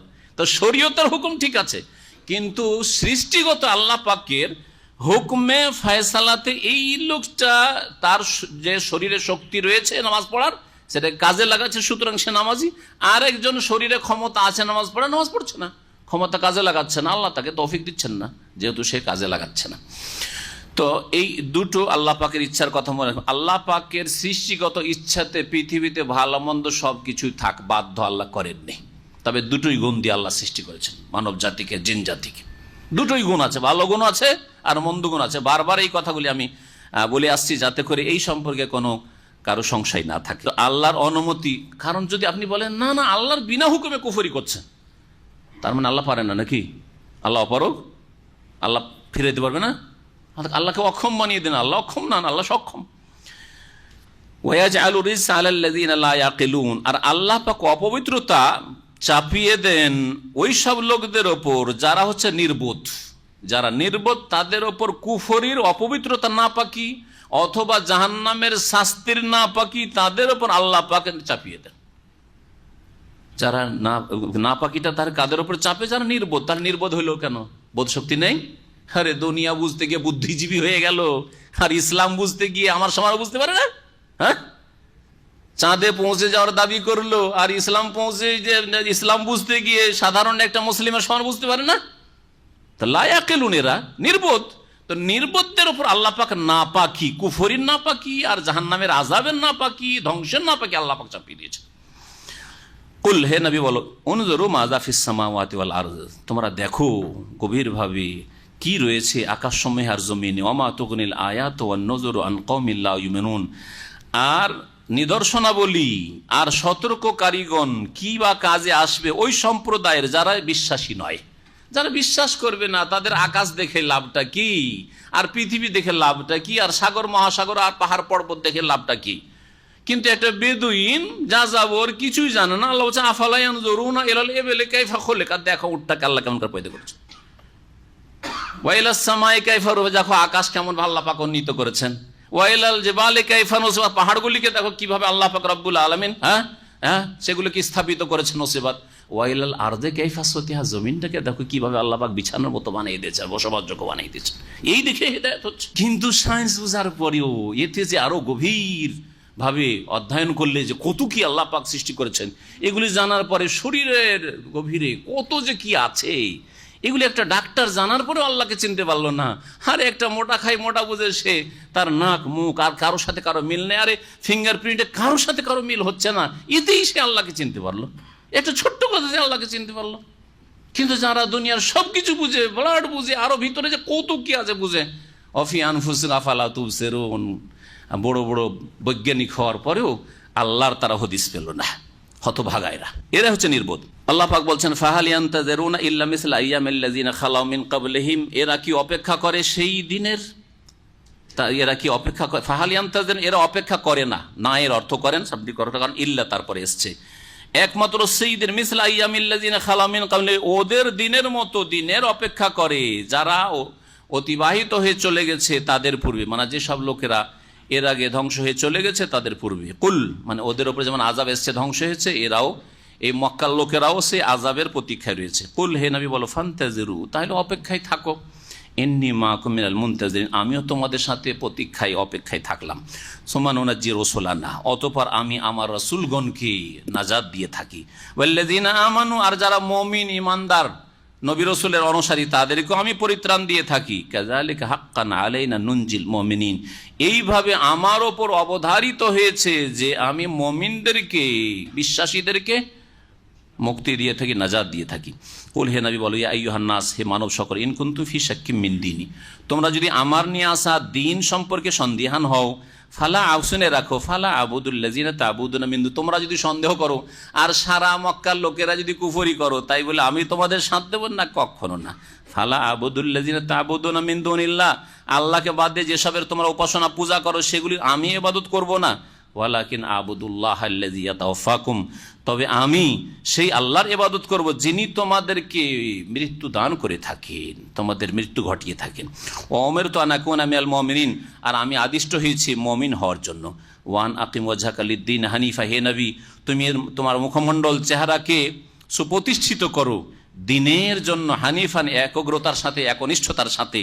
ওয়ালা তাকুনান্না মিনাল মুশরিকিন, আর মুশরিকদের অন্তর্ভুক্ত হয়েও না, তাদের দলে শামিল হয়ে যেও না। ওয়ালা তাদউ মিন দুনিল্লাহি মা লা ইয়ানফাউকা ওয়া লা ইয়াদুররুক, আর হে নবী তুমি ডেকো না আল্লাহকে বাদ দিয়ে এমন কিছুকে যা তোমার কাজেও আসে না, ওয়া লা ইয়াদুররুকা, তোমার ক্ষতিও করতে পারে না, এসবকে ডেকো না। এই দেবদেবীকে ডেকো না, এই প্রতিমা পুতুলকে ডেকো না, এই মৃতদেরকে ডাকিও না, কবর মাজারওয়ালাকে ডেকো না, এই জিলানি চিস্তিকে ডেকো না। ওয়ালা তাদউ মিন দুনিল্লাহ, আল্লাহকে বাদ দিয়ে অন্য এমন কিছু ডেকো না যারা কি, বা যেসব বস্তু বা ব্যক্তি না কোনো কাজে আসে, না ক্ষতি করতে পারে, না উপকার করতে পারে, না অপকার করতে পারে। ফাইন ফাল তাহে নবী, তুমি মোহাম্মদ হয়ে যদি এই কাজ করো, আল্লাহকে বাদ দিয়ে কাউকে ডাকো, ইব্রাহিমকে ডাকো, হ্যাঁ মুসাকে ডাকো, হ্যাঁ গৌসকে ডাকো, ফাইন্নাকা ইযাম মিনাজ জালিমিন, তাহলে তখন তুমি জালেমদের অন্তর্ভুক্ত। আর বড় জালেম হচ্ছে মুশরিক, এখানে জালেম মানে মুশরিকদের অন্তর্ভুক্ত হয়ে যাবে। নবী করিম সাল্লাল্লাহু আলাইহি সাল্লাম সম্পর্কে এরকম তো কোনো আল্লাহ পাকের একটা ছিল না যে করতে পারে কখনো, কিন্তু কেন নবীকে সম্বোধন করে বলা হয়েছে সরাসরি, যাতে করে নবীকেও আমি ছাড়বো না শিরিক করে আসলে, তাহলে তোমাদের কি করে ছাড়বো হে মুসলিম, যে ধর্মের নামে তোমরা কবর মাজার পূজা করবে আর আল্লাহর সামনে আসবে, আর আসার পর ছেড়ে দেবো তোমাদেরকে, আর তোমাদের মুরব্বী হুজুর কিবলাদেরকে ছেড়ে দেবো, কখনো ছাড়বো না। ফাইন ফাআলতা ফাইন্নাকা ইযাম মিনাল যালিমিন ওয়া ইয়ামসাসকাল্লাহু বিদুররিন ফালা কাশিফা লাহু ইল্লা হু, হে নবী তোমাকে যদি আল্লাহ পাক অনিষ্ট দিয়ে স্পর্শ করে, বালা মুসিবত রোগ যদি আল্লাহ দেন, ফালা কাশিফা লাহু ইল্লা হু, তিনি ছাড়া আর কেউ তা দূরীভূত করতে পারে না, কেউ তা মোচন করতে পারে না। বালা মুসিবত আসলে একমাত্র আরোগ্যের মালিক আল্লাহ পাক রব্বুল আলামিন, বালা মুসিবত দূর করার মালিক আল্লাহ রব্বুল আলামিন। ওয়াই ইউরিদকা বিখাইরিন, আর যদি আল্লাহ পাক কল্যাণের ইচ্ছা করেন, ফালা রাদ্দা লিফাদলি, তাহলে তার অনুগ্রহকে কেউ সরাতে পারে না, কেউ রদ করতে পারে না। রদ করা শব্দটি তাহলে বাংলায় যে ব্যবহৃত একটি আরবি শব্দ, ফালা রাদ্দা, ইসিম ফাইলের সেগা, রাদ্দুন ইসিম ফাইলে রাদ্দা রুদ্দু থেকে। ইউসিবু বিহি মান ইয়াশা, আল্লাহ পাক সেই অনুগ্রহ দান করে থাকেন, দিয়ে থাকেন যাকে আল্লাহ চান তার দাসদের মধ্য থেকে, বান্দাদের মধ্য থেকে। ওয়া হুয়াল গফুরুর রহিম, আর তিনি বড় মার্জনাকারী, বড় দয়ালু। কুল হে নবী বলো, ইয়া আইয়ুহান নাস, হে মানব সকল, আল্লাহর পক্ষ থেকে সূরা ইউনূসে নবী করিম সাল্লাল্লাহু আলাইহি ওয়াসাল্লামকে সম্বোধন, যে সারা বিশ্বের সমস্ত মানুষকে একটি আহ্বান, এটা হচ্ছে এলানে আম, সাধারণ ঘোষণা, এটা বলা যেতে পারে কি সাধারণ ঘোষণা আল্লাহ পাক রব্বুল পক্ষ থেকে। হে নবী বলো, ইয়া আইয়ুহান নাস, হে মানব সকল, মক্কার মানুষকে সরাসরি বলা হয়েছে, আর সারা বিশ্বের কিয়ামত পর্যন্ত যত মানুষ এসেছে আর আসবে সকলকেই, নবী সাল্লাল্লাহু আলাইহি ওয়াসাল্লামের পরে যারাই এসেছে সকলকে সম্বোধন করা হয়েছে, হে মানব সকল, কাদ জাআকুমুল হাক্কু মির রাব্বিকুম, তোমাদের প্রতিপালকের পক্ষ থেকে সত্য তোমাদের কাছে আগত হয়েছে। ফামান ইহতাদা ফাইন্নামা ইয়াহতাদি লিনাফসি, সুতরাং কেউ যদি সঠিক পথ প্রাপ্ত হয় তাহলে নিজের কল্যাণের জন্য সে সঠিক পথ পাবে। ভালো পথে যদি চলে তো নিজেরই সে মঙ্গল করলো, খায়ের করলো, হ্যাঁ নিজের কল্যাণ করলো। বোঝা গেল যে নিজের কর্ম দিয়ে নিজের কল্যাণ হাসিল করতে হবে, এই কথাটি মনে রাখবেন। ফাইন্নামা ইয়াহতাদি ওয়ামান দাল্লা, আর কেউ যদি পথভ্রষ্ট হয়, ফাইন্নামা ইয়াদিল্লু আলাইহা, তাহলে সে পথভ্রষ্ট হইল তার নিজের বিরুদ্ধে, আলাইহা আলা বিপরীতের বিরুদ্ধের জন্য আসে, মানে নিজের ক্ষতি সাধন করলো, পথভ্রষ্ট হয়ে নিজের ক্ষতি সাধন করলো। ওয়ামা আনা আলাইকুম বিওয়াকিল, আর আমি তোমাদের কর্মবিধায়ক না, সব কাজের হিসাব নেব না, আমার কাজ হচ্ছে পৌঁছে দেওয়া, আমার কাজ হচ্ছে সতর্ক করে দেওয়া। ওকিল আল্লাহ পাক রব্বুল আলামিন, যিনি কর্মবিধায়ক, কাজের খোঁজ খবর নেবেন, তদন্ত করবেন, হিসাব নেবেন, জবাবদিহি করতে হবে আল্লাহ পাকের সামনে। এই আয়াত সম্পর্কে মুফাসসিরিনগণ বলছেন যে বোঝা গেল যে কেউ যদি আমল নিজের না করে আখেরাতের নাজাতের জন্য কিছু সম্বল না নিয়ে যায়, তাহলে শুধু শুধু অন্যরা, আত্মীয় স্বজনরা তাকে বক্সানোর জন্য তদবির করতে থাকবেন, এটা কখনো কাজে আসবে না। কেমন করে বুঝলেন? আয়াতটা ভালো করে গভীরভাবে চিন্তা করেন। কি বলছেন? ফামান ইহতাদা ফাইন্নামা ইয়াহতাদি নাফসি। কেউ যদি হেদায়েত প্রাপ্ত হয়, সঠিক পথে থাকে, তো নিজের কল্যাণ করবে, নিজের কল্যাণ করবে। তাহলে বোঝা গেল যে সে সঠিক পথে ছিল না, গোমরাহির পথে চলে গেছে, পাপ করে পাপে ডুবে থেকেছে, নামাজ পড়েননি, আর কাবিরা গুনাহ করেছে, শিরক বিদআত করেছে, আর বহু পাপে জড়িয়ে থেকেছে। আর শুধু কোরআন দিয়ে বক্সে জান্নাত পাঠিয়ে দেবেন, আর প্রতি বছরে তার কোরআন খানি আর ওই কি বলছে কবর জিয়ারত করে জান্নাতে পাঠিয়ে দেবেন, ফাতিহা খানি আর কুল খানি যেসব পত্র পত্রিকায় দেখা যায় বাংলা পত্রিকাগুলিতে, এই করে জান্নাত পাঠিয়ে দেবেন। এটা ইসলামিক তরিকা না, এটা কোরআনী তরিকা নয়। জি, আল্লাহ পাক তারপরে বলছেন ওয়াত্তাবি মা ইউহা ইলাইকা, নবী তুমি অনুসরণ করো ওই বিধানের যা তোমার কাছে প্রত্যাদেশ করা হচ্ছে, ওহী করা হচ্ছে। ওয়াসবির, আর অনুসরণের সাথে সাথে ধৈর্য ধারণ করতে হবে। যা ওহী করা হচ্ছে তুমি নিজে মেনে চলো, আর কেউ কিছু বলছে বা জুলম অত্যাচার চলছে, ধৈর্য ধারণ করতে হবে, আর এই দাওয়াত দিতে থাকো। যখন অনুসরণ করবেন তখন দাওয়াতও দিতে হবে। ওয়াসবির, ধৈর্য ধারণ করো, হাত্তা ইয়াহকুম আল্লাহ, যতক্ষণ পর্যন্ত আল্লাহ ফয়সালা করবেন। ওয়া হুয়া খায়রুল হাকিমিন, আর তিনি হচ্ছেন সর্বোত্তম ফয়সালাকারী। এখানে আমাদের সূরা ইউনূসের তাফসীর শেষ হলো। আল্লাহ পাক রব্বুল আলামিন যেন আমাদের ভালো কথা কবুল করেন, আর আমাদের ভুল কথা যেন মাফ করে দেন। যদি অন্যায় কথা বলি আল্লাহ পাক যেন মাফ করে দেন। ভুল কথা যদি ইচ্ছা করে বলি অথবা অনিচ্ছাকৃত বলি, তাহলে শয়তানের পক্ষ থেকে, আমার পক্ষ থেকে আল্লাহ পাক যেন মাফ করে দেন। আর ভালো কথা যদি বলি, তাহলে আল্লাহ পাকের পক্ষ থেকে তৌফিক, আল্লাহ পাক যেন সাদরে গ্রহণ করেন। আল্লাহ পাক যেন হক কথাতে, কোরআন এবং হাদিসের কথাতে তাসির দান করেন, ভালো কথা বলার তৌফিক দান করেন, ভালো কথা মেনে চলার তৌফিক দান করেন। ওয়া সাল্লাল্লাহু আলা নবিয়িনা মুহাম্মদ ওয়া আলা আলিহি ওয়া সাহবিহি আজমাইন।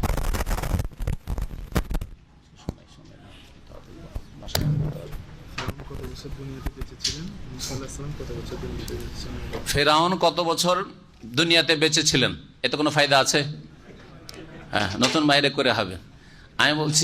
আমি সবসময় বলি যে এমন কোনো প্রশ্ন করিয়েন না যে প্রশ্নে আপনার একটা রিয়াল হাসিল হবে না আর একটা নেকিও হাসিল হবে না। ফেরাউন কতদিন বাঁচলো না বাঁচলো তাতে আপনার একটা রিয়ালও ফায়দা নেই আর একটা নেকিরও ফায়দা নেই।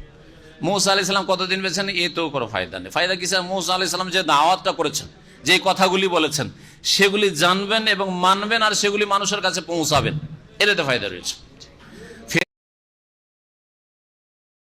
ফেরাউনের যে দশা হয়েছে সেই দশা আপনার না হয়, আপনার পরিবারের না হয়, হ্যাঁ, এর জন্য আপনি সচেষ্ট হবেন। ফেরাউনকে আল্লাহ কেন ধ্বংস করলেন এটা জানবেন, জি, আর ওগুলো থেকে বাঁচবেন। শরীকে কুরবানি দেওয়ার হুকুম কি? শরীকে কুরবানি ইসলামে আছে। যারা বলছেন নেই তারা নতুন ফতোয়া নিয়ে এসছে, বিদাতি ফতোয়া। যারা বলছে যে গরুতে শরীক ভাগার নেই, এটা বিদাতি ফতোয়া। ভালো করে শুনে রাখেন, যেই দিক না কেন আহলে হাদিস দিল, এটা বিদাতি ফতোয়া। আমরা আহলে হাদিস একবারে পাক মাসুম, এ কথা মনে করিও না। হ্যাঁ, আহলে হাদিসও যদি দেয় তো এটা বিদাতি ফতোয়া। আকিকায় ছেলে হলে দুটো ছাগল, আর মেয়ে হলে একটা ছাগল। হ্যাঁ, ঠিক প্রশ্ন করেছে, ঠিক আছে। একটি ছাগল ফকির মিসকিনে বিলিয়ে দেবো, আর একটি ছেলে মেয়ে নিয়ে খাবো, কোনো অসুবিধা নেই। সবটাই যদি বিলিয়ে দেন যাও চলবে, হ্যাঁ। তবে উত্তম হচ্ছে কিছু খান কিছু বিলান, এটা সবচেয়ে ভালো। কিন্তু যদি আপনি সবই বিলিয়ে দেন বা সবই আমাদের এখানে খাওয়াই দেন, আমাদের দিনী ভাইদেরকে, আমি বলছি না যে খাওয়ান, কিন্তু অনেক ভাইরে খাওয়াই, কারণ ওখানে করলেও বাপ মা করবে না, 7 তারিখে করবে না, 7 দিনে করবে না, বিদাতি তরিকাত আগিকে করবে, যার ফলে অনেকে এখানে করে দেন, কোনো অসুবিধা নেই।